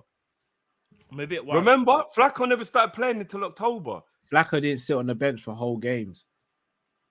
I think he did. I don't remember. Wasn't Flacco's first game our 6th game of the season against Arsenal, if I'm not mistaken? As his first start. His first start, it was. I don't even think I saw Flacco. But saying that, Cal, Endo's kind of going down the same route because hasn't Endo started 2 games? No, he started 1 game and he's been started on the bench. 1 in it. He started 1. He's been on the bench for the others. But he's been unfortunate as well. He's doing what he did with Endo, you lot. He's letting him get used to the Prem. He's easing him in. He's letting him get used to it, and then he'll bring him in once he's used to it. I'm telling you, it's not that he don't rate Endo. He don't think he's good enough. He's just waiting until Endo is ready. Ferguson did the same thing with what's his name? What's the left back that ended up being their absolute legend left back? Came from Monaco. Who are we talking about? Who? Man U's left back who came from Monaco. Man U's left back that came from Monaco. Evra. Oh, from way back. Yeah. I watched the podcast and Evra said that Ferguson did the same thing with him. It took him about a month or 2 before he actually started playing him. And he just told him to start watching the games and get used to it. And look how much of a don Evra was. Like, it happens. Sometimes managers do that. If they think the player's not ready. I think Evra was about 25 or 26 at the time, I think. How old was Flacco? Do you know, but age ain't. We got to see what happens. I feel we just got to see what happens. The league, it's not about the age, bro. It's about adapting. We just got to see what happens. Even listen, I've been on record. I'll be honest, I am worried, but I hear what you're saying. We have to give it. No, but it's different. But some players don't need to be eased. Some people just adapt in it straight away. And have we not said as well? In the Liverpool team, with this. I'm just asking questions. No, because guys, let's be honest. In the Liverpool team, you're not even asking questions, man. In the Liverpool team, what did you say? Do you know what Cal's gonna do? Do you know what Cal wants? Do you know what Cal wants to do? 2 months from now, Man's gonna do the whole. Told you, man, about Endo, but you didn't want to hear me. No. God's honest. No, God's Matt. As God be my witness, I want to come on here one day. No, you want to see it succeed, but no, I want to get cooked because people are like, remember how Cal reacted about it? I want to get cooked. But at the same time, I'm not going to start like, I can't. Did you have that same energy regarding Gakpo and the 8? Bro, no. Remember, I said I didn't want to see Gakpo in the 8, but I said I was going to see him in the 8. And you, man, laughed and cussed me out of the room, bro. We didn't laugh. No, you're getting confused. Me and Drift sat here and said we don't want to see it. We said we don't want to see it. You kicked me in the back of my neck, Matt.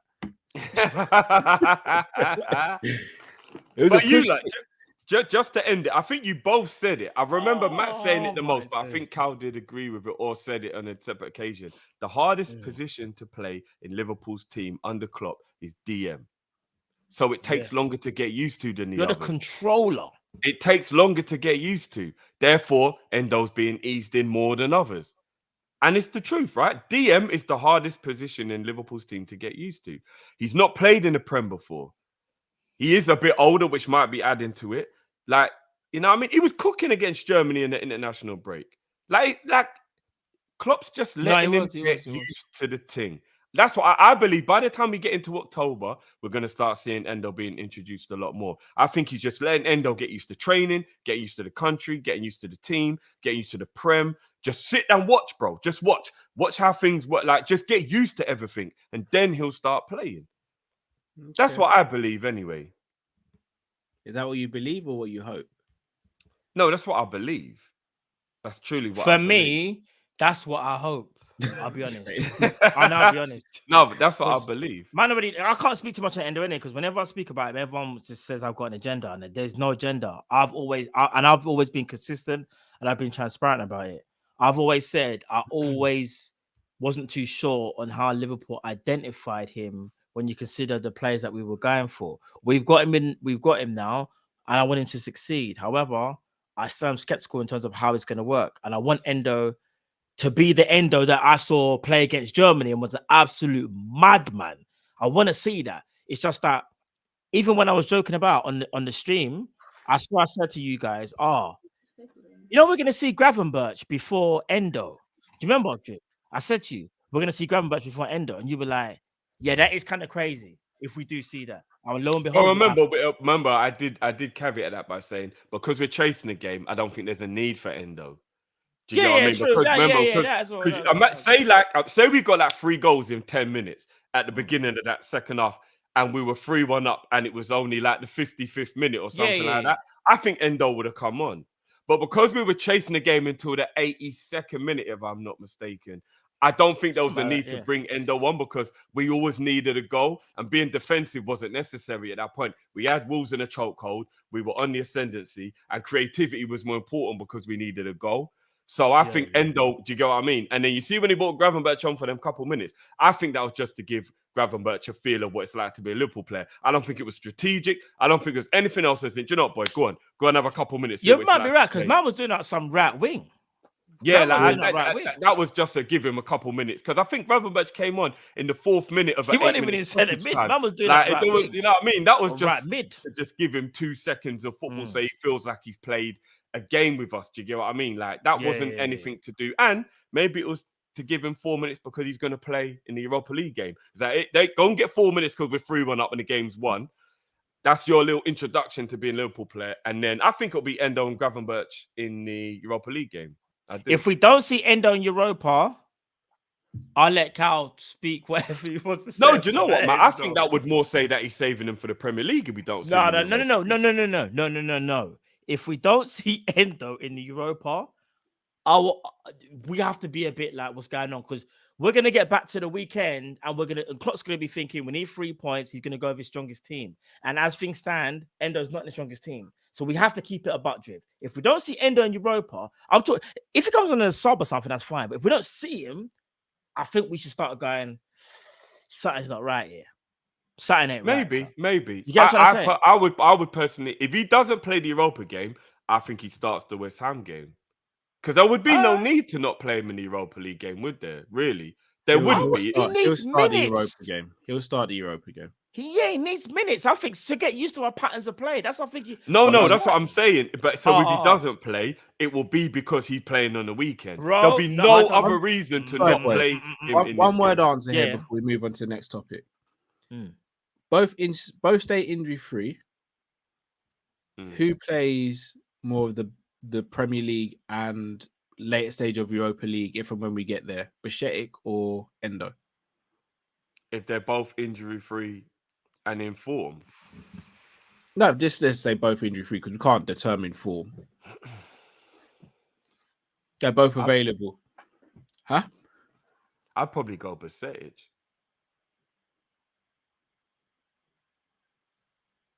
Because I remember Thiago. Thiago. I remember how much of an absolute G Bajcetic was in the games that he did play last season. And I think having him around better ballers, I think Bajcetic would be brilliant in that role. So I could probably see Bajcetic playing more, you know. But this is what we're saying, though. All right, let's move on then. Let's move on. That doesn't mean Endo's not a good squad player. I never said you didn't even ask me the question, you know. No, no, I know he's asked. You know. Finish up with Robbo. over the last few games, Robbo's been very good. I think we can all agree. Got a vital goal for us. Going into the season, many people started to say they were worried about Robbo. And rightly so. He was showing signs of being on a bit of a decline. We've seen him come back into a little bit of form. We've seen Tsimikas get a contract extension, which I don't think any of us foresaw. Do you guys think that means we're not going to do anything regarding left back? And if so, are you both happy with that? Is Tsimikas officially given a new contract? I thought it had been, if I'm not mistaken. I haven't actually seen anything. Double, triple check. Give me 1 second. I thought he had got a new contract. Hold on 1 second, because I thought if Tsimikas, and my answer would depend on if Tsimikas actually has this contract. All right, let's go on the assumption that he does get this new contract then, Drift. On the assumption that he gets the new contract, I would probably say that means that right back possibly would be the only fullback position that we would do anything about, because there's no point in giving Tsimikas a new contract if you don't foresee him being at least a squad player for the next 2 or 3 years, right? I mean, you could call it protecting his value. Yeah, there is that. There is protecting his value. Do you get what I mean? Big up you for taking my next question and that. My bad. But yeah, there live TV, there is that. But here's the thing.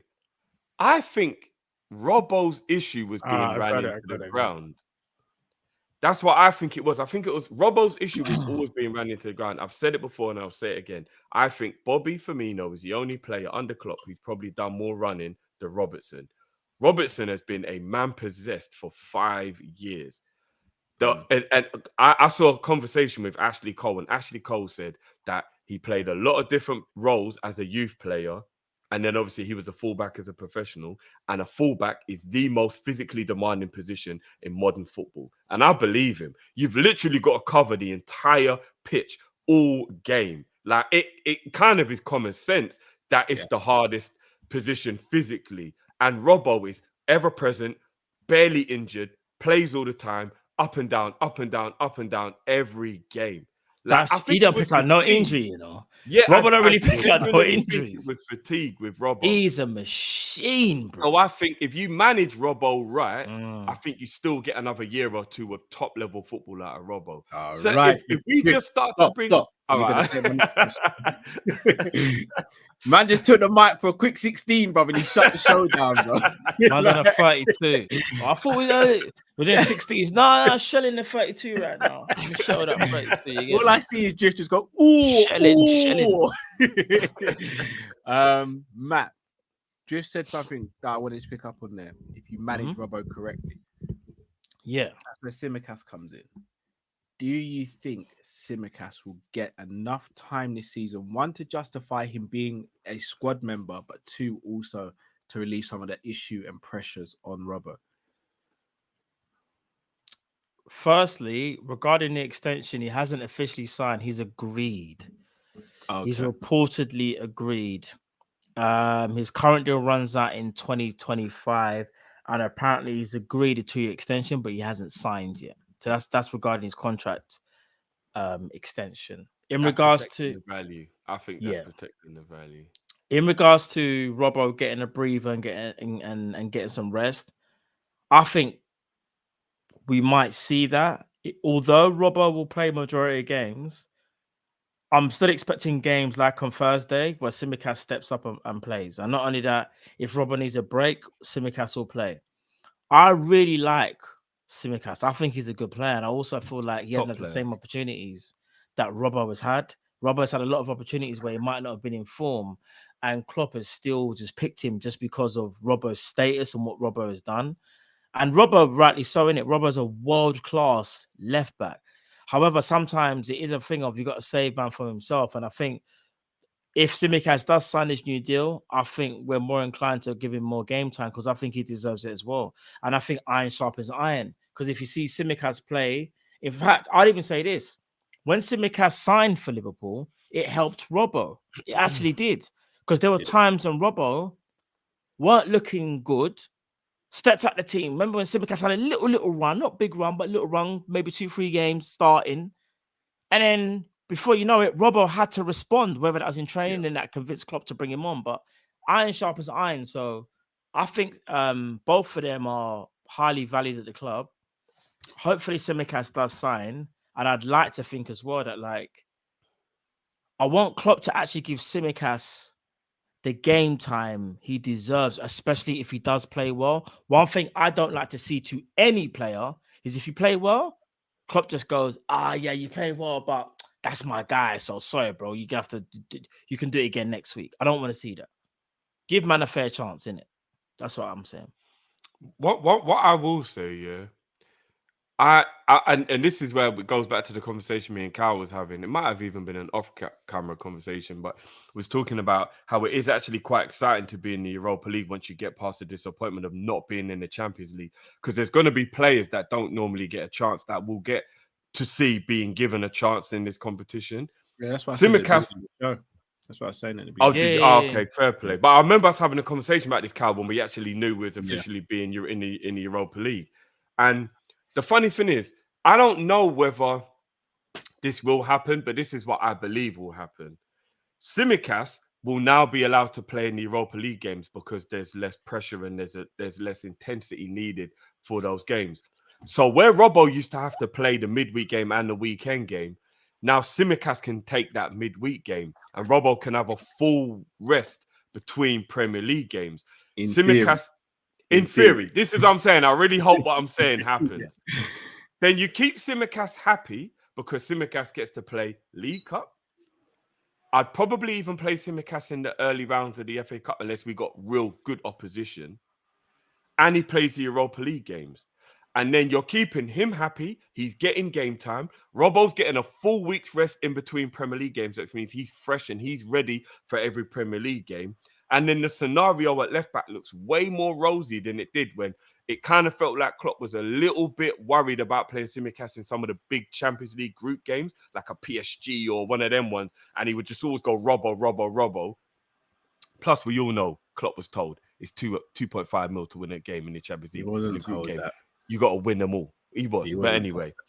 So I would like to hope that common sense would dictate that Simicast will be able to play in the League Cup and in the Europa League games right the way through until we're in the knockout stage of the Europa League and maybe beyond, depending how great he does.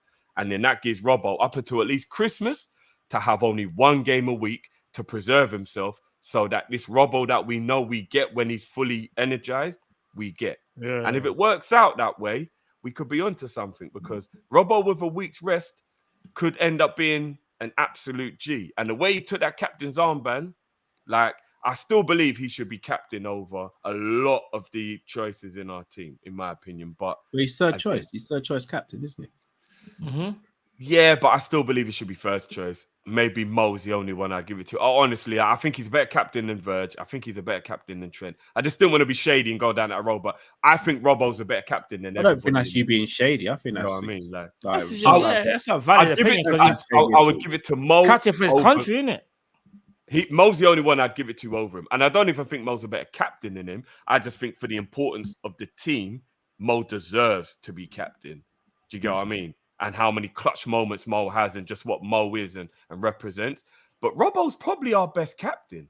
Like, honestly, like, remember I said it to you, lot. Robbo used to come out and do the interviews after games and just stand up for the team. And he weren't even captain. That's when we had Milner and Henderson still at the team. And Robbo will be the one after a really bad game to come out and face the music and talk to the people and be like, yeah, that was crap, you lot. Like, we apologize. We don't know what. Robbo was the one who used to do that.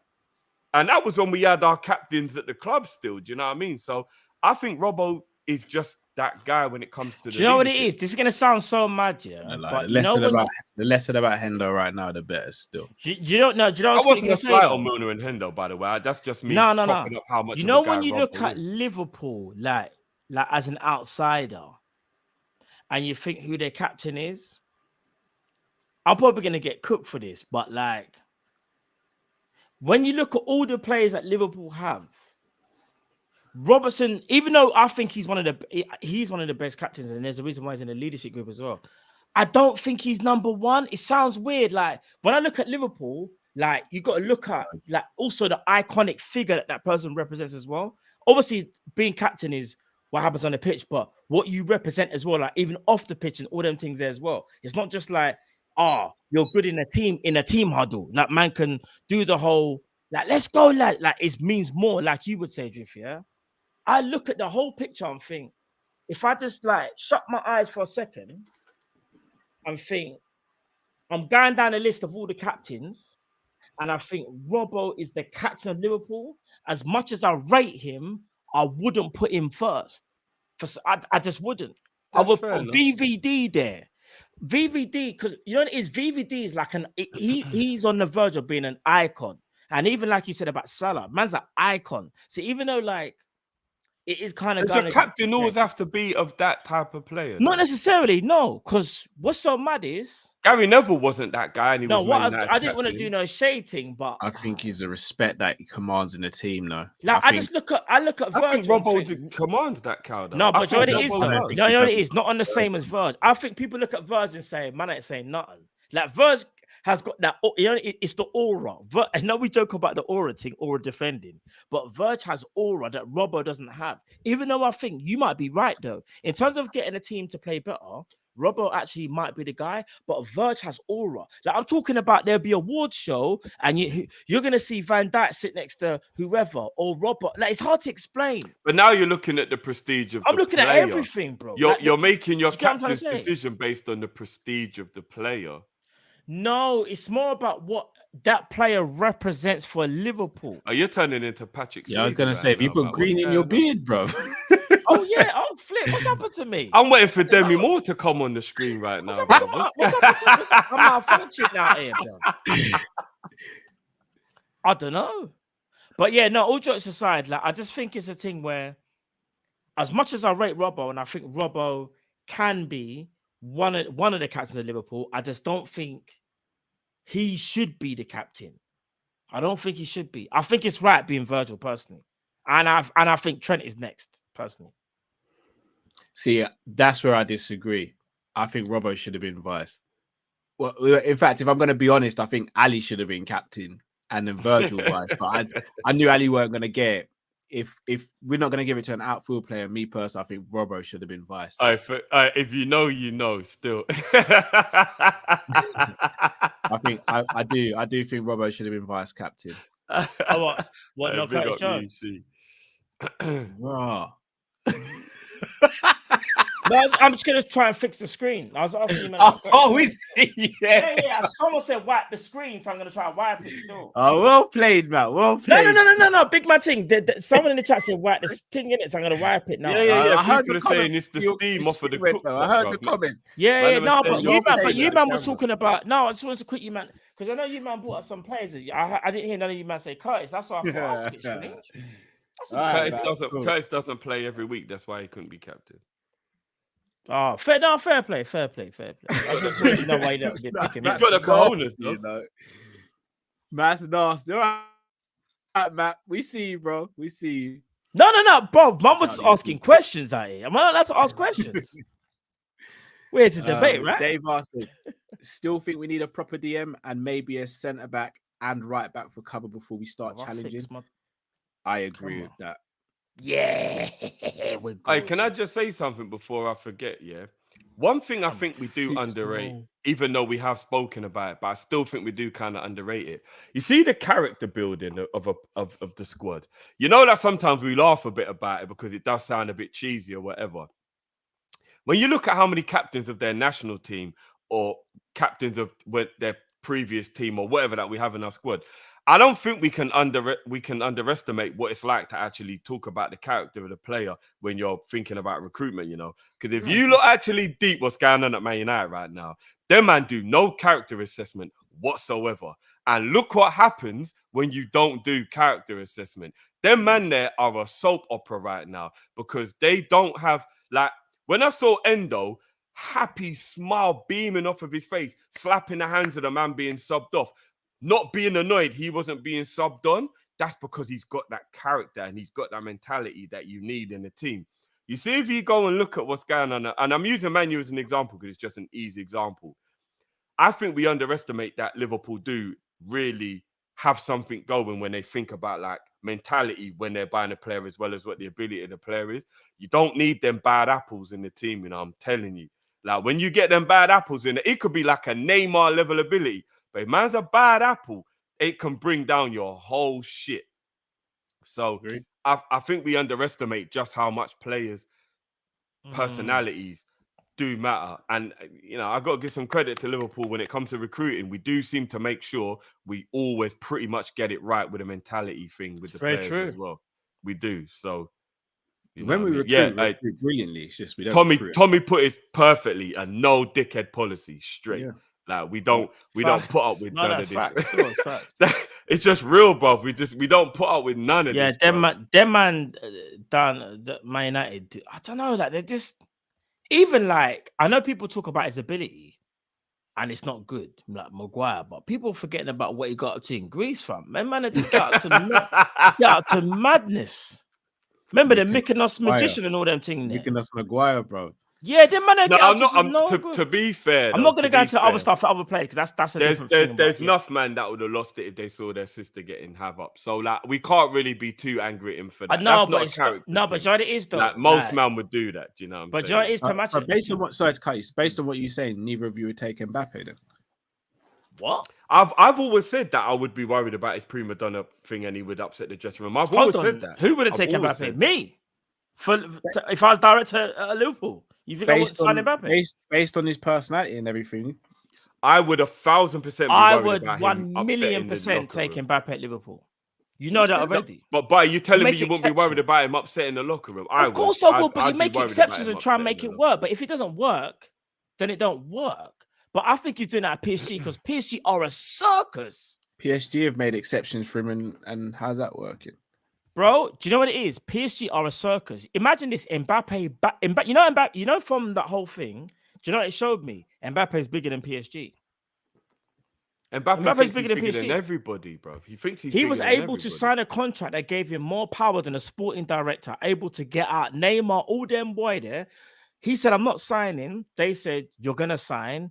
In fact, if you're not going to sign, you're not going to play football. Okay, cool. I won't play football. 1 week later, draw. Yeah, Mbappe, what are you saying? You ready to play football again? Don't worry about the contract. Just play football again. Mbappe is bigger than PSG, bro. That is crazy to me. But you could never do that at Liverpool. Are you crazy? I agree with Matt that he's probably one of the only players in world football you can't do that at Liverpool. You would take the risk with. But Matt, I would be very worried he'd upset our dressing room. I don't think he disrespects Liverpool like that. You know that? I don't think he disrespects Liverpool like that. Bro, I'm just saying I'd be very worried he would upset the dressing room. Do you know what's so mad? Do you know how many managers? I think he supported PSG as a kid, didn't he? Do you know how many managers PSG have gone through? Like how many managers that they are a bit and of a sporting director. You think he could do that to Jurgen? No, but it could cause our madness in the dressing room. No, I would genuinely be worried about it. I would be. I would be worried, but I'd like to think that my manager and the way how Liverpool operate will be able to handle it. And if it doesn't work, then fair enough. We say, you know what, it didn't work. We'll just flog him to Real Madrid for 300 million. It didn't work out, innit? But what I'm saying is this, though. We are bigger than PSG. PSG just have more money. There's a difference. We are still big. We are the bigger institution. They just got more money. Yeah, PSG's stature in world football is nothing. It's nothing compared to it. Don't get me wrong, it's big, but it's not Liverpool. I wouldn't even say it's big, and I'm not being disrespectful. They've only been a football club for 50 years. Like it's not even comparable, bro. No, honestly, they're not on that level. They're not. It's not even comparable. It's not even comparable. Without the money, PSG was like an Aston Villa, or maybe not even Aston Villa have won the European. Like, do you know what I mean? I'm not being like Lyon and Marseille and them. I'll be honest. I went on for a tangent here. This version of Mbappe will never play for Liverpool under Jurgen Klopp. Klopp wouldn't have it. He wouldn't even take the gamble. I don't think he would either. You know. Do you want to know something crazy? I reckon Klopp would. Obviously, he would seek assurances. Don't be fooled. If Mbappe was on the market in terms of officially. And Liverpool had the money, which we won't. Liverpool would bid for Mbappe, bro. But obviously, they'll do their background assessment stuff first, though. Because I think if Klopp sat down with him, Matt, and he started that prima donna shit, I agree with Cal. I think Klopp would walk away. No, Klopp I don't reckon want they'll no one speak in the to dressing Ibu room that's first. gonna They'll do speak to them Ibu. things. They'll say, Ibu, go He speak ain't to your got president. respect What's for it? Ibu, bruv.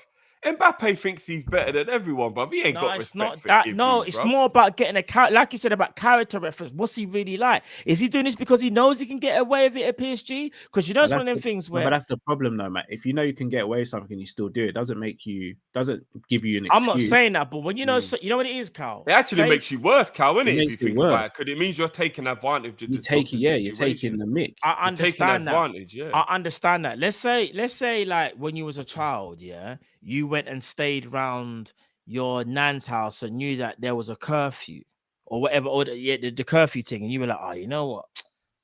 There's a curfew, but Tuesday is my nan's kind of light or whatever. It's cool. I'll get back a bit late. It's not a thing. You know, if you try that thing back home, you know, when your dad finds out his curtains, you ain't gonna do that. You know that, right? Yeah. Because when your mom says to you, But you're no, taking hear me out, hear advantage me of out. your grand, though. Exactly. No, I'm not. You're taking advantage of your grand. I'm bro. not saying it's right, but what I'm saying is you're still not going to do it though when you're at home. So even though you disrespected your nan, which you should never be doing, what I'm still saying is this though: when you realize certain things are in place, you're like, nah, I can't do that. You know your surroundings, you can't do that. You should never do that. Yeah, dude. It's that simple. Do you guys agree with this? We're a DM centre back and a right back away from being official challengers. No, Official challenges. I think we're those positions away from being a perfect team. I think we can challenge without having to get all of that. No, give me one more of them. I'll say either a DM or centre back. Yeah. Either a DM or centre back, and I think I'll be a lot more confident now. I would just say it now, like we're definitively challengers. Right now, I said I think we can be challengers. There's a difference. Yeah, agreed. Mac 10 said people should listen to Drift more. # Klopp in. Big up yourself, Mac 10. Klopp in. Big up to Beijing Res TV. Make sure you guys subscribe to Beijing Big Res up TV channel. Appreciate the love, bro. Drift, fully Klopp in now. He has proven that he can in game and be ruthless with aging players, with not being disrespectful. I'm giving him till December, but now fully in until he wants to leave. # Klopp in. You know what? I gotta celebrate this. I gotta celebrate this. Beijing, love my bro. I'm excited. I'm happy. You're back on board. You should have never left though, Beijing. We've had this conversation, bro. You should have never left. But I'm happy you're back in, bro.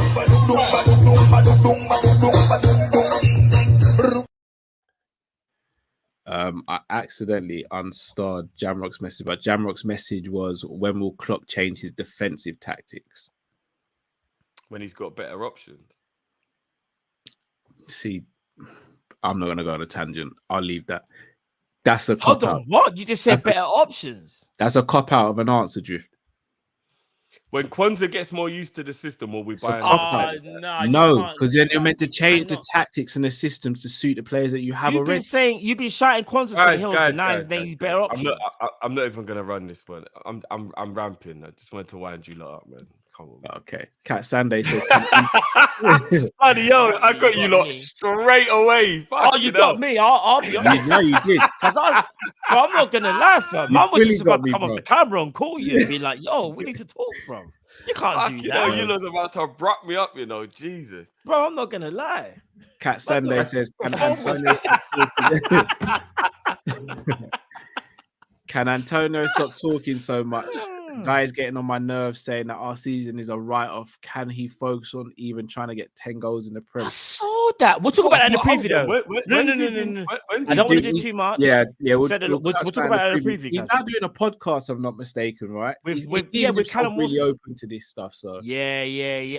And the thing is, I rate Antonio as a player, even as a person. But one thing I will say is, bro, you're trying to. I know you're playing us. You're doing too much, Michael. Yeah. Or Macau. So I say Macau Antonio. Is it Macau? Yeah, I mean, come on. Invite me on your podcast so we can chop it up, please. No, big man thing. Invite me on the podcast so we can chop it up. 100. Promo says, boys, big up boys. While going with Antonio, same again. Tell him to know his role and shut his mouth. Hope we destroy West Ham on Sunday like Danis destroyed Logan online. Yeah, that Dylan Danis, I'm not going to lie. No, but you know one thing I will say, though? Even though it's bare bands, I think he's going a bit too far, though, you know. Bro, I'm not gonna I'm lie. not gonna lie. If I'm Logan, Remember, I I'm not told gonna you say guys that. I'd never do the YouTube boxing. It's because of this. I'm not gonna lie, fam. Do you know what I want to see? I can't remember exactly which way the bet goes, but there's a bet that they've made that if there's a certain outcome, the rematch is in MMA. I can't remember exactly what it is. Oh, we know what happens in MMA. We If absolutely know what happens. no, but this is what I'm saying. This is when pride and ego gets you in trouble.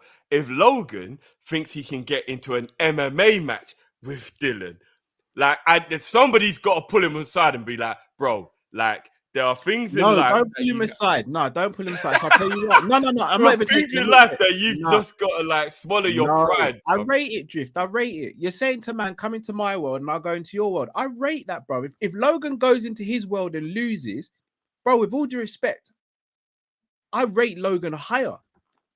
No, but I'm worried about his health. I can't sit there and rate Floyd for beating Conor McGregor. You're meant to wipe the floor of Conor McGregor. But don't remember, Floyd was talking all the madness, saying, "Yep, I'll bruck him up in a cage as well." MMA. He said, "I'll fight you in MMA." And I'll break. Yeah, all that Clarissa talk. Shields, Yeah. Shannon Briggs, and James Toney. Them three have said, "Right, I'll do it in boxing. I'll do it in MMA." I have to rate that. Win, lose, or draw. I'm not saying I don't rate it. I'm saying we're worried about man's bloody well-being, bruv.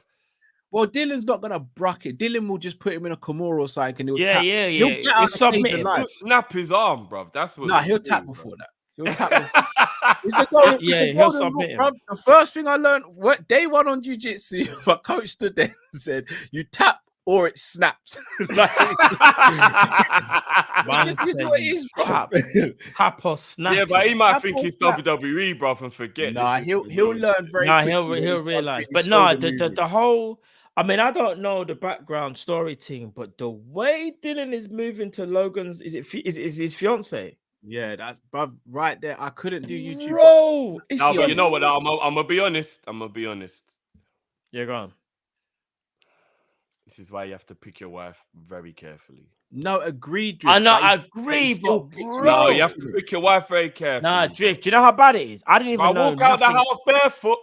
I cannot be annoyed at everybody laughing at my feet being dirty. That's all I'm saying, bro. So at the end of the day, that's all it is. No, but that's man's fiance. I'm not saying it's right. I'm just saying that's man's fiance, though. No, I hear Drift. I hear what you're saying. Ammo, bro. No, I hear what you're saying. But at the same time, it's my fiance, and I got back her in it. Yeah, of course. No matter what. That's 100%. Yeah. So my thing is, if someone's speaking about the missus like that, it is kind of on side. You know what I mean? Yeah. I'm talking press conference. It's not even like a thing where man. No, it might not even it's not even a throw table. It's not even a throw table thing. It's more like I've already planned in my brain. I'm gonna catch you at some point. I don't care if the fight gets taken out. I don't care if I lose the purse. Of course. Are you crazy? But there's still got to be a part of you when you're by yourself that sits down and thinks, wow, but why should give him the ammo though? Like, Jesus, man. Flip's sake. That's all I'm saying. No, but you know what it is. I'm not even, I'm trying to be very. A mum will stand up in court and say, my son's innocent. And she's hiding the blame. You know what it is? I'm trying to be very respectful with it because. Do you know what I'm saying, bro? Like, when she's on her own, she'll be like, how did my son end up like this?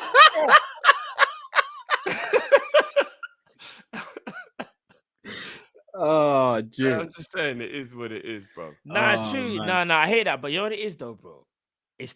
I've seen some of the stuff that's been sent. Yeah, and mad. I'm like, bro. It's mad. Like, if I'm Logan Paul, yeah, I'm raging. Yeah, bruv. It's not getting to the fight. I've got to catch you. I have to catch you. Like, bun the fight. Yeah, whether it's the and even if what you're saying is true, because I'm not gonna lie, the evidence is crazy. Mad. It's mad. But this is I'm still gonna brack your face. Yeah, I have to. And I have to crack your face open, bro. Big man saying, no, you can't. But you also have to take accountability. No, I hear that. No, that's true. That's true. Matt's hairline says, been a while, was studying J Love. J Love for new ideas. Big up yourself, bro. Hey, why has my hairline got to be like that, bro?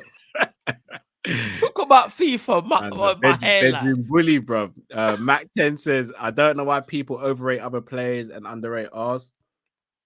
Happens both ways, to be fair. Do you know what's mad about the whole situation with Dylan and thing as well? What people have got to forget, what people have to remember is because he actually went out with her himself, it's more of a personal thing than it usually did he? would I be. didn't know that. So Yeah. So, like, remember, like, if you break up with someone, you know, there's always that little bit of venom. She's been with a lot of people, though, anyway. isn't it? No, I say it's respectfully, innit? No, respectfully. She's been with quite because he keeps bringing these new pictures, and I'm like, I didn't know she was with X, Y, and Z. But even putting that to one side, because that's the accountability that Logan has to accept. But what I'm saying, it's a USB stick, you know. If you man says, yo, you got that USB, and I'm saying it respectfully as well. So man can't even click. I'm being respectful. I'm just saying. All I'm saying is, if you've got a relationship, if you had a relationship with the girl, then you have to remember it is different because technically. And that car's finished, by the way, as well. Yeah. Technically, everything Logan is angry about, he has to understand. Well, right, it was actually your girlfriend before it was my girlfriend. Therefore, you've actually got almost the right to have an opinion. Shout out to the man that had the Pez. You know the Pez. You know if you done the Pez update. And a certain man would be like, "Yo, I've done an update," and then like you give man an update with all the kits and the boots and that.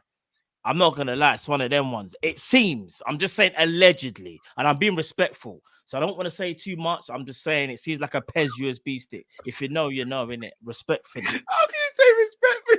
No, because I'm talking about computer games and that. You talking about USB sticks, bro? No, but I'm being respectful. I can say worse, but I'm just saying respectfully. Just because you say respectfully doesn't mean it's respectful, bro. I'm just saying. Shout out to the man that know, innit? Shout out to the man now. If you play PES back in the PES 5, PES 6, you got the USB. One man will be like, I'll do the boots and the kicks and then give it to the next man. And bro. I'm just saying. I'm being real. Look, everybody knows. Everybody knows. You do have to just make sure your reputation is important. Because as a man, your reputation. Look at Will Smith. I hate that my legend doesn't get spoke about for all the things it's supposed to be spoke about. He gets spoken about because his wife has made him look like an idiot. So I'm just saying. Will made himself look like an idiot, bro. Nah, but his woman's the reason why this is all happening, bro. No, it's not. Will made himself look like an idiot. He let it happen, but she's the reason this is all madness, bro. Brother, he said he's good with an open relationship, bro. No, did he? Or was that copium? Brother, either way, he still said it, bro. That's copium, bro. Brother, August was in the yard, bro. It's copium, bro. Making songs with Rick Ross. It's copium, bro. And she made him do the red table interview, bro. I'll say this, yeah. All jokes aside. It's cow. That's copium. Nah, Will's an idiot for what he did to himself. No, I'll be honest. All jokes aside, yeah. You both got valid points in terms of will let happen, However, when something's happened, you kind of go, all right, cool. Because we got a family. It's not just about me and you. We're going to have to sort this out, whatever. My girl said, yo, a lot's happened. No, let me lie. My girl said, all right, I got to say this without laughing. All right. My girl said, yo, a lot's happened, but we're going to make sure everybody know. Let's podcast. Let's put it to the podcast. And my man, you know when Will Smith had that look when you know that when he like, bro, come on, you can't do that. You think me and the missus can have an argument? And she said, let's jump on the Sanderson show and talk about it. This is what I'm saying. Even though Will was wrong in details. Are you mad? No, but Cal, you're missing the major piece. That was him trying to save face because she'd already said it without him. Told everybody, bro, behind his back. Before you. Before that, bro, it was a whole madness. All right, Cal, quick question. This alternate universe, because let's not do the real thing. Alternate universe, the missus in alternate universe says to you, something's happened, and then she says to you, we're gonna have to talk about it on the live show. Imagine she just told you, but everyone else already knows. So in your brain, you're probably thinking, because I'll go on the live show. This is what I was gonna say. As a man, and here's what I was gonna say to you. As a man, your first thing is, let's be realistic, people. Man. In fact, I'll rephrase it. Man or woman, the first thing you're going to do is defend yourself. Your back goes up and you're going to go, hold on. So everyone knows. And I don't, and yeah, we're going to talk about it. The problem is though, when certain things have been said to you live for the first time, like proper live, and that person saying something to you, your response might not be how you thought you was going to respond. I'm gonna be honest, but it might be. You lot know me. I know you, yeah, and I know all us three will be different in it. I'm not. It would be lie, very, it'd be very different. But their daughter is writing letters to Tupac. I'm gonna be real, yeah. You see, if I come home and I saw Stevie writing a letter to my Mrs. X, I'm hanging him over the stairs like Suge Knight, bro. We're gonna talk about what me, the brother that picks you up from school, showers you and feeds you, and you write letters to that man. All right, that cool. We'll see what you gotta say for yourself, Stevie, bro. No, that's that's mad absolute still. fact. That's mad. And here's the wickedest thing, to just end this, because we went on a tangent. Even if it was an open relationship, Cal, even what it is, there are unwritten rules that everybody should just have out of having natural respect. And you see, when you want to go and have that openness, you're supposed to go out a door, Cal. You're supposed to go out a door. Police, no. Police. She picked the brother that lived in the yard. You crossed the line. That's not open. I got to see this brother every day. This is different. This is not the same thing, bro. It's not. She boyed it. And you're right. He brought it on himself. To see the comment. From H, innit? Dave R says, anyone concerned about Ibry's injury record? Yeah, I am slightly. Sam Slater, you have to be. You have to. Bun Arsenal. Oh man, yep, agree with that one. Yeah, as well. yeah. Each and every. It's always bun H Arsenal says all day, Casemiro in his Flacco era. Tisha Campbell at the 6.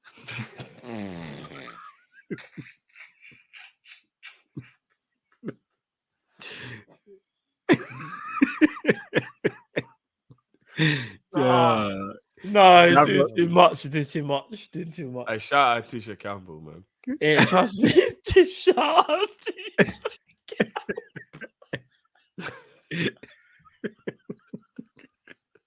Doing too much, bro. Hate you know. Oh. It's not you, man. Come on, man. I'm trying to. Oh, my wife and kids, you know.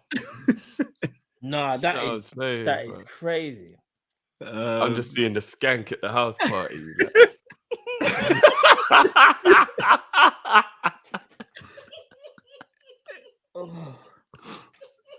Jamrock says, if we don't finish third but fourth or fifth, then what? Then we're gonna have a real conversation about. Yeah, we're gonna have to have a real conversation. 100. Hopefully, it don't come to that. Daniel says we're the only fan base who says Kanate better than Salim. No, really? Look, here's the thing. I think Kanate is better. I just don't think it's clear as day. It's like some crazy disparity. Yeah, and let people get caught up in that hype as well. Gang and Deep says one major flaw Klopp has, in my opinion, is that he only makes changes when S hits the fan. He isn't proactive enough. So far, he is improving, so it's a step in the right direction. But let's see if he sustains it or reverts back to type. I agree with that. Do you know why I slightly disagree? Because you have to keep playing the way you feel you want to play. And yes, it is going to go wrong and there's going to be teething issues, but eventually you get it.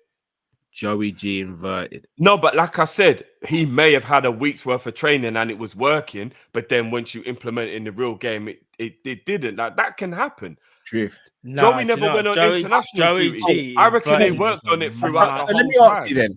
Who is it working against when Bear the man had gone to international duty and he's doing up inverted in trading? Who's he playing against? It doesn't necessarily have to work against an opposition, but Joey might be making it look like he's good at doing it. No, but if Joey looks comfortable doing it in training, then you have to give him the opportunity to do it in a game. Like man's playing against Musialski and them, man. No, but come on, guys. If Joey was doing well during training and he looked like he understood the role and on the ball, I get what you're saying in that regard. Like, do you know what I mean? You have to give him a chance to try and do it in the game. He has no attributes that suggest he'll be good at the invert. Well, I mean, he's pretty comfortable with the ball at his feet, so he's not a great passer with the ball or anything, but like he's good with the ball at his feet. You can't be pretty good on the ball, bro. All right, it was just for one game, right? And it didn't He work. still Like did they it. So that's tried the a point. thing. And he changed it at halftime. It wasn't working. So that's what the last super chat was saying, that he's not being proactive.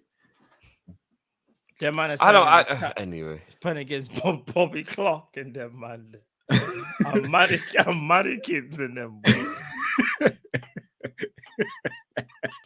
The thing is, all jokes aside, Joey G is actually a decent ball playing centre back. Like, it's not like when he gets the ball, oh my gosh, like you're worried. He's actually good with, but it's different in it. Being good and if I'm not being mistaken, exceptional. hasn't Joey played DM before in No. his youth in his youth days? Do you know who's No. actually better with the ball at his feet? Well, in his heyday Matip. anyway, was Matip. He still is now. Yeah, Matip is good with the ball. Yeah.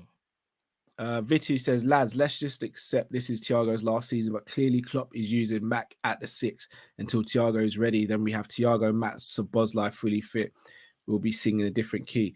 If we're waiting on Thiago to come back and play in the 6, then I'd be upset if he plays Thiago in a lone 6. I would. Yeah, because then I'll be that's thinking, be crazy. yeah, that'll be a bit mad still. I can't know. Although Thiago in the 6 with the invert, it's a pivot. So like, I can't read this.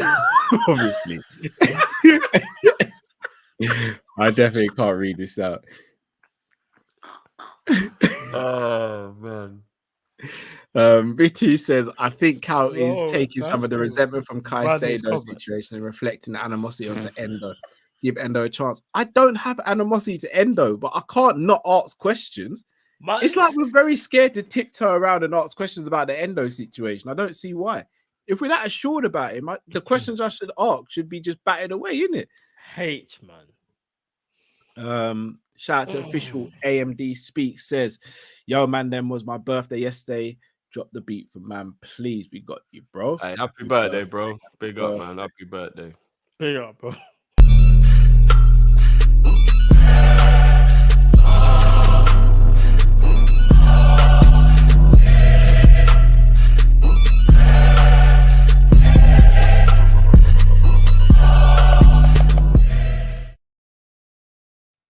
Big up, big up. Big up, bro. Harry says, lads, if we win the league, I'm coming fully to at the rivals. 2-pack settings, hit them up. Oh, if we win the league, Even I'll be unbearable. I'm gonna get cancelled. I know I will. I give it 3 days max. I'm gonna get cancelled. 3 days max. Sadiq says, what do you guys think about the Fury and Garnu fight? My prediction is somebody gonna get hurt real bad. I like somebody Fury, gonna get hurt real bad. I like Tyrese. Why are you gonna act like that?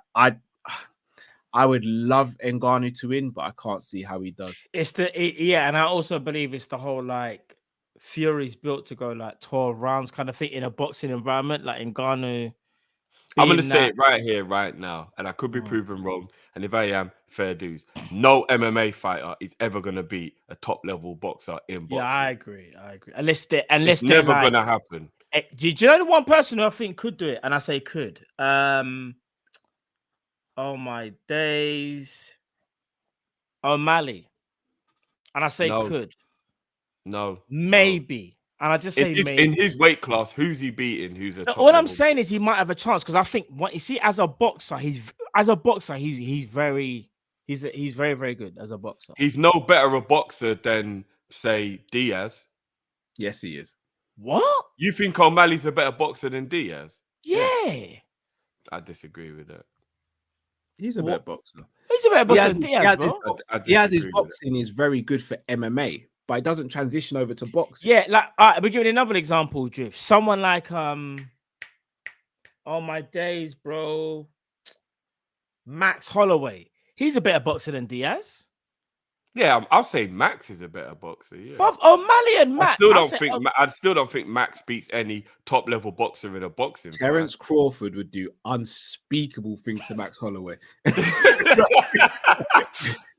I wouldn't even watch that. No, of course. No, but it's not just about how they can box. It's about your presence. Them man ain't got presence like that because they're not boxers. Like they don't have that. But you see, O'Malley can box. You know, Volk against Terence Crawford would get. Crawford.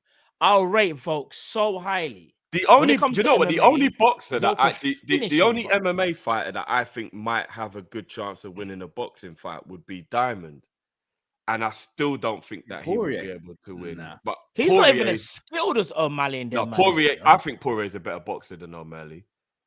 Poirier is a brilliant Offensive I boxer. think he hits harder. He hits harder. I wouldn't. I think O'Malley's a bit more of a skilled boxer. Poirier is a brilliant boxer, but I still don't think he could beat. I tell you why I think O'Malley's slightly different. It's the footwork for me. You see when Aljo. yeah, it is like setting up and bro, O'Malley's, you see O'Malley, the way how O'Malley is able to move, his footwork. Don't believe that hype, man. Bro, I'm just saying his boxing skills, you know. His boxing skills. No, he's got good boxing skills. He ain't beating no boxer. Not a top level boxer. I never said that. I said he has the best chance because I think his footwork to go along with his boxing skills are one of the best in UFC. And remember, man ain't going to be diving in trying to get takedowns and doing all that I kind never of stuff. said he's got good foot. So he's not going to be able to catch man. Carl, you're going to let me just drown like that? You don't think? I agree with what you're saying. Carl's just letting me drown. You know? No, I agree with what you're saying. I think O'Malley does have... How long's that footwork last for as well? Because I'm not going to lie, I think a lot of MMA fighters actually really underestimate. Remember, I'm not saying he's going to win. I'm just saying he has the best opportunity. It becomes a whole different thing when like you don't get to rest, lean up on a man and do it to take it out. You've just got to literally stand there. Do you know what I mean? Like I actually remember seeing a conversation with Derek Lewis, and Derek Lewis was actually talking about like the early days when he had to make a decision on what he wanted to do, and he said the amount of stamina needed to be a boxer, he was actually like long for that, and he picked MMA over how much harder it is to be a top level boxer stamina wise. Like I think a lot of these MMA guys, even though they train hard and they do have good stamina, they don't realize what it's like when they get in a boxing fight, just how much harder it is. I think stamina-wise, O'Malley would be fine stamina-wise. I just don't think he beats Javon. Nah, bro, we need to get for the supers quickly. We need to get for the supers. There's some elite Kai says, United always tend to brighten up my day. Facts. Sadiq says, Will Smith from I Am Legend to I Am Meme. Fact. That's true. Which is really, really sad. I can't read this one out loud. Matt is wild says, suck your and sprinkles respectfully though, and at the end, literally. Anthony says, did you guys touch on the Antonio comment on Salah? Yeah. So did you guys hear about this? Yeah. No, what did he say about Salah? He basically said Salah would be off if he had the choice, but Liverpool dug their heels and basically. And he knows definitively that Salah wanted to leave, and what Liverpool going to do this season. Yeah, he's trying to spark. Big up Antonio. He wants to get Antonio talking about himself or Mo. He wants to get the headlines because it's the weekend, you know. It's a podcast. He's doing podcast stuff now, isn't it? Yeah, but you still can't just say wild things just because it's a podcast. Technically, they can, man. Yeah, but it's not. Imran says, "I love art." All right, let me do this. I love art, but when a girl likes Picasso, then miss me out. You gotta make sure is I'm not a vroom vroom. Good luck, Logan. Though. Good luck at the end. I said good luck, though. Telling you, man, it's a cold world out there. Matters, right? Vibes Cartel said it best. Pick wisely, man. Pick wisely. Sorry, Endo. H says trying to bed in Endo is like saying certain person is a prospect. Gal been round the block. No need to grease the car. Engine been running from. Fucking hell, H, man. Jesus. Bro. Broski. H, man. H and Imran, they are. Yeah, them man there are the menaces. Said you don't need grease. Flipping no. Oh man. Well, people, we're gonna round off there. We'll have a preview for our next game, which is Thursday nights, Europa nights. I don't got another one come through here. Thursday night. Big up M Tom as he says, when Matt can't look at the camera about Thiago, I wonder if that's the same reaction when Cal asks Matt if he's seen John Wick 4. Love for the Love Brothers still. Oh, Tar Mizzy. We need to talk about equalizer as well now, Tom. Izzy, I'm gonna message you after. I'm not gonna lie, I've been slacking with the John Wick, you know, slacking. I don't want to give anything away. Equalizers good. Is it man. good? It's good still. Come on, man. The first two were brilliant, so I wouldn't be surprised that the third one would be good. Denzel cold with it, man. It's Denzel, isn't it? Denzel cold with it. I need to watch John Wick. Harry says, a couple questions for you guys. R9 or Henry? That's R9. R9. Zinedine or Iniesta? No comment. Iniesta. Man said no. Iniesta. Oh, third one as well. Puyol, Maldini. Yeah, Maldini, you'll do. Cool. It's an unpopular opinion, but it's an uncomfortable conversation that a lot of people aren't willing to have. Iniesta over Zidane. I keep on changing my thoughts on it, and the reason why I do is Iniesta stopped playing at the top level at a very young age. Nah. He was 33, right? When he went to... He went Japan earlier than what I thought he would go. I thought he was like 31 when he went. But you know why you have to flip that conversation in, Kai, if you really want to go that deep? Iniesta was a wonder kid at Barcelona and burst through and played higher level at a younger age than Zidane did. So he was in the game for longer. Bordeaux Zidane wasn't rubbish or anything. He was like a good player, but he's been linked with like Bolton and that. Like it wasn't like he was. Do you get what I mean? Like let me ask you this: young Iniesta was like just a whole different. Who's had the most memorable goal at the most memorable stage of football? Both. They both scored a winning goal in the World Cup final. So both. Yeah, he's right. He's right. It's actually both. Iniesta actually won the World Cup for. That's no. Facts. But I'm looking at.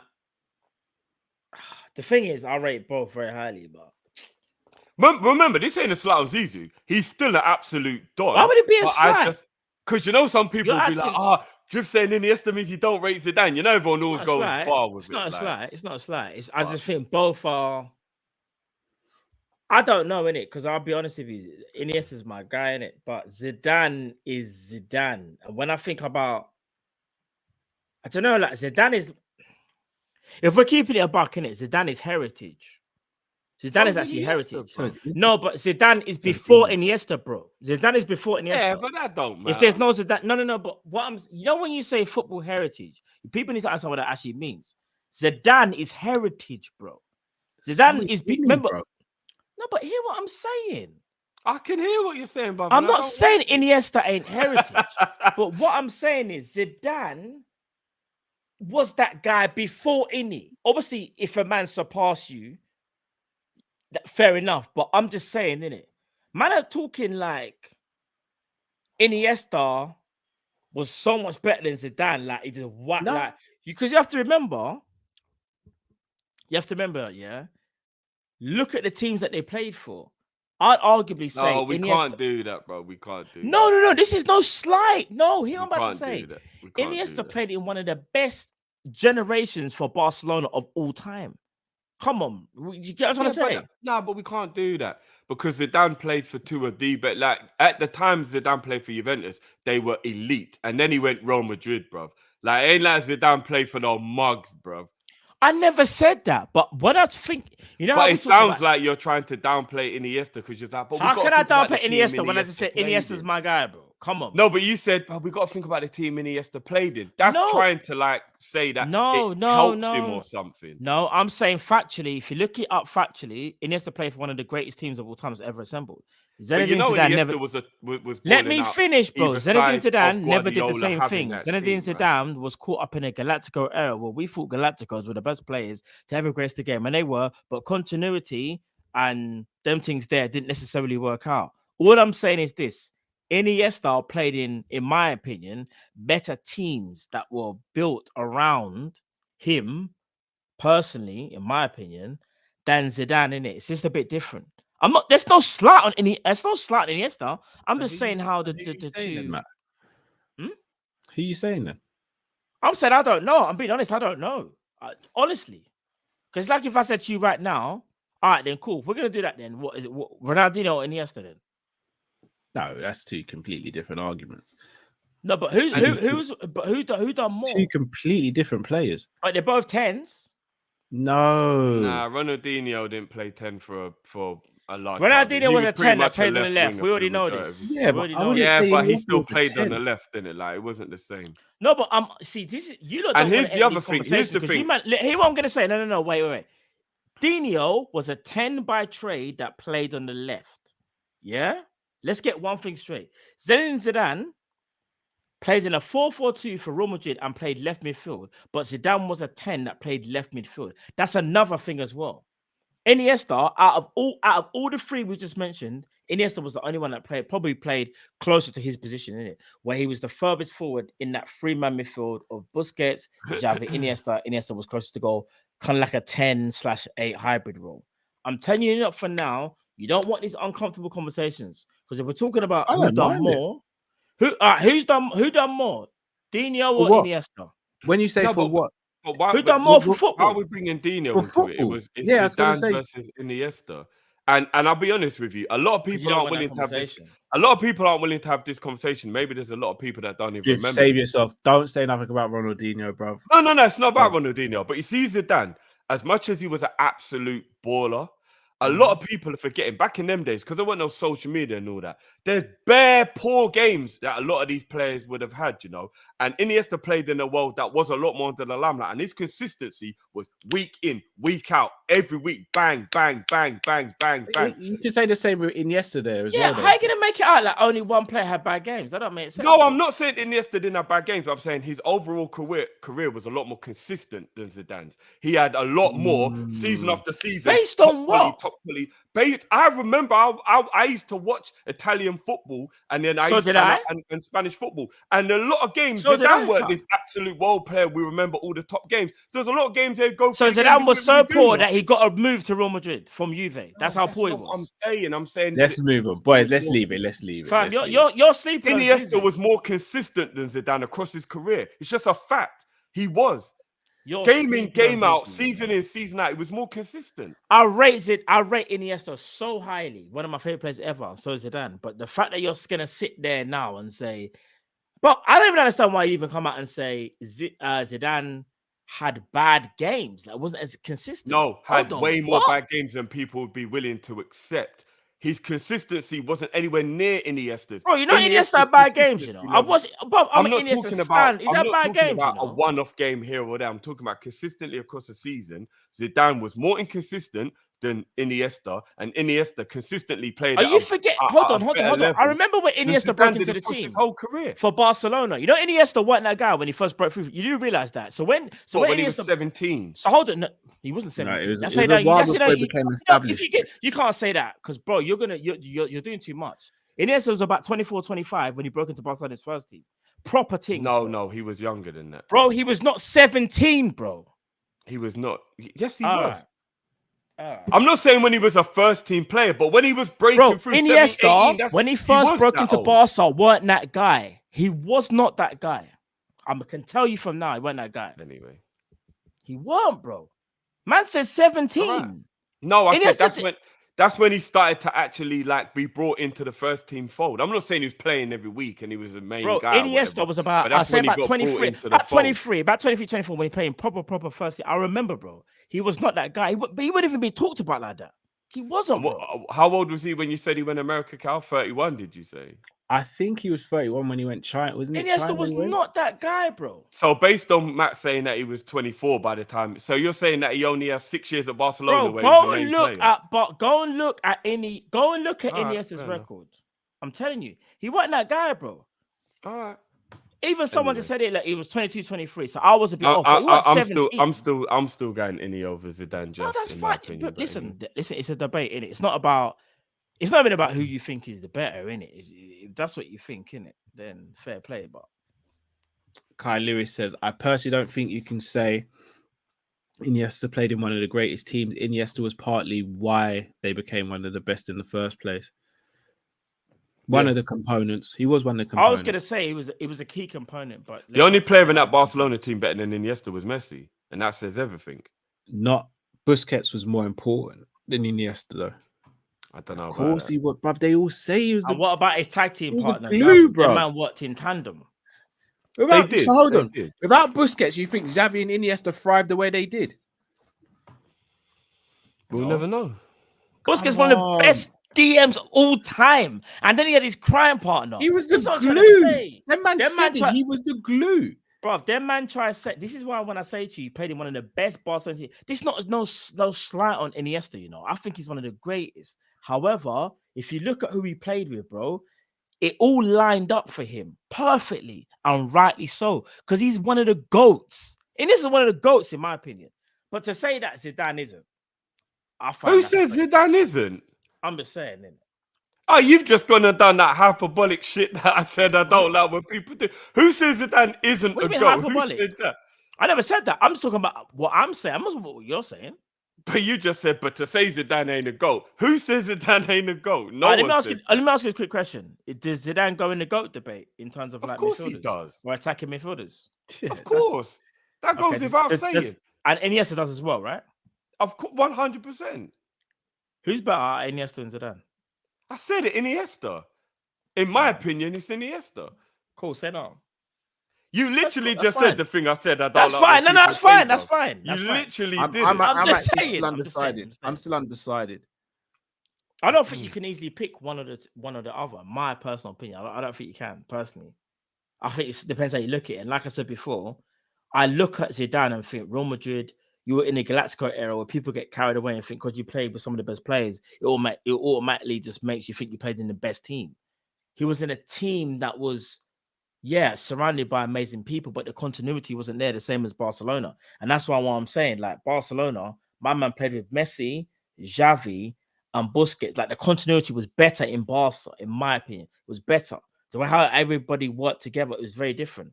Galactico team, it weren't like that at all, innit? You're just a sick player, and then the coach would have to make it work. In Barcelona, they had like I don't know. It's like hard to explain. They made it work. Real Madrid is a bit different. It's different, bro. I'd just like to say, it's long for going on, but Iniesta was promoted into the Barcelona A team at 18 years old, which is exactly what I said. So I know he wasn't the first teamer. I know it wasn't the first team. But my point was that was when he was good enough to be actually promoted. My point was this: how many? Of the first team. And I said when he played in the first team, he wasn't that guy because I said, how many games did he play? What was he doing? I don't remember word for word, but I definitely know that he wasn't 24 before he started playing for the first team, which is what you said. Bro, Iniesta was 24, but we're saying he was around 22. 22, 23 was when he actually started to really bang. When he became a mainstay. Yeah, fair enough. But my point was that he was good enough to get into the team at 18. That was the point I was making. Like, back in them days, it was extremely difficult to actually make it into the Barcelona first team. And he was at 18, he was good enough to do that. That's a big deal back then. Back then, that was a big deal. I would say that because in Barcelona they do like to promote their young players like Giovanni Dos Santos. Like the list could go on. They promote a lot of players when they're from a young age, isn't it? But obviously some players will outlast. No, I know. I know he didn't end up having a career, but he was a bad man though. No. Well, he was but not Iniesta though. Anyway. AM says, I don't think Iniesta is better than Zidane. However, I don't think it's outlandish to think he is. Yeah, I'm with that as well. And I'm also of the opinion if you say Zidane over Iniesta, I don't think it's wild. Do you know what I mean? Like, I don't think it's wild. Like, I get where you're coming from. LFC from 1990 to 2001, 11 years, 2 League Cups, 1 FA Cup, 1 Europa, 1 Community Shield, 1 Super Cup. United 2013 to now, that is 10 years, 1 League Cup, 1 Europa. Ooh, damn, son. Oh, so when we were going through what was our most barren spell as a club, and we used to get laughed at, we still managed to get. Sorry, I think this is incorrect. If I'm not mistaken, Man United have won an FA Cup here as well. No, they've won an FA. They've actually won more than this. Yeah, Van Gaal won the FA Cup. Yeah. Van Gaal won the FA Cup. So I think they've won an FA Cup. I'm almost sure Community Shield as well. They've won a Community Shield. Yeah. So they have won other stuff as well. But it's still fun. But what's funny is that we were getting properly laughed at, and it still looks like they're having just as much of a barren spell as we did. So Very true, very true. Well, people, make sure you switch on the notification bell. Big up Uncle Rod's in the building as well. I see you. If you haven't already, please do smash that like button. Subscribe also. We'll be back with a preview either tomorrow or Wednesday, so make sure you look out for that. And yeah, it's been a fun show getting back. And you know, Yassin is so right. 10 years turns into 20 real quick. Yeah, facts. Real quick. So, That like, Man United better get their ish together. That is so true, man. Hopefully when Fergie left, I told my brother, you laughed at Liverpool and it could quite easily become you. And he said, never that. 10 years down the line, I said, you see how quick it can become a madness? Let's hope it stays that way for a foreseeable as well, man. Crazy. People, enough love to you all. Thank you for tuning in. Until we see you next time, stay safe, stay blessed. We're Kopish, we're out, people. Take care. Peace. Love.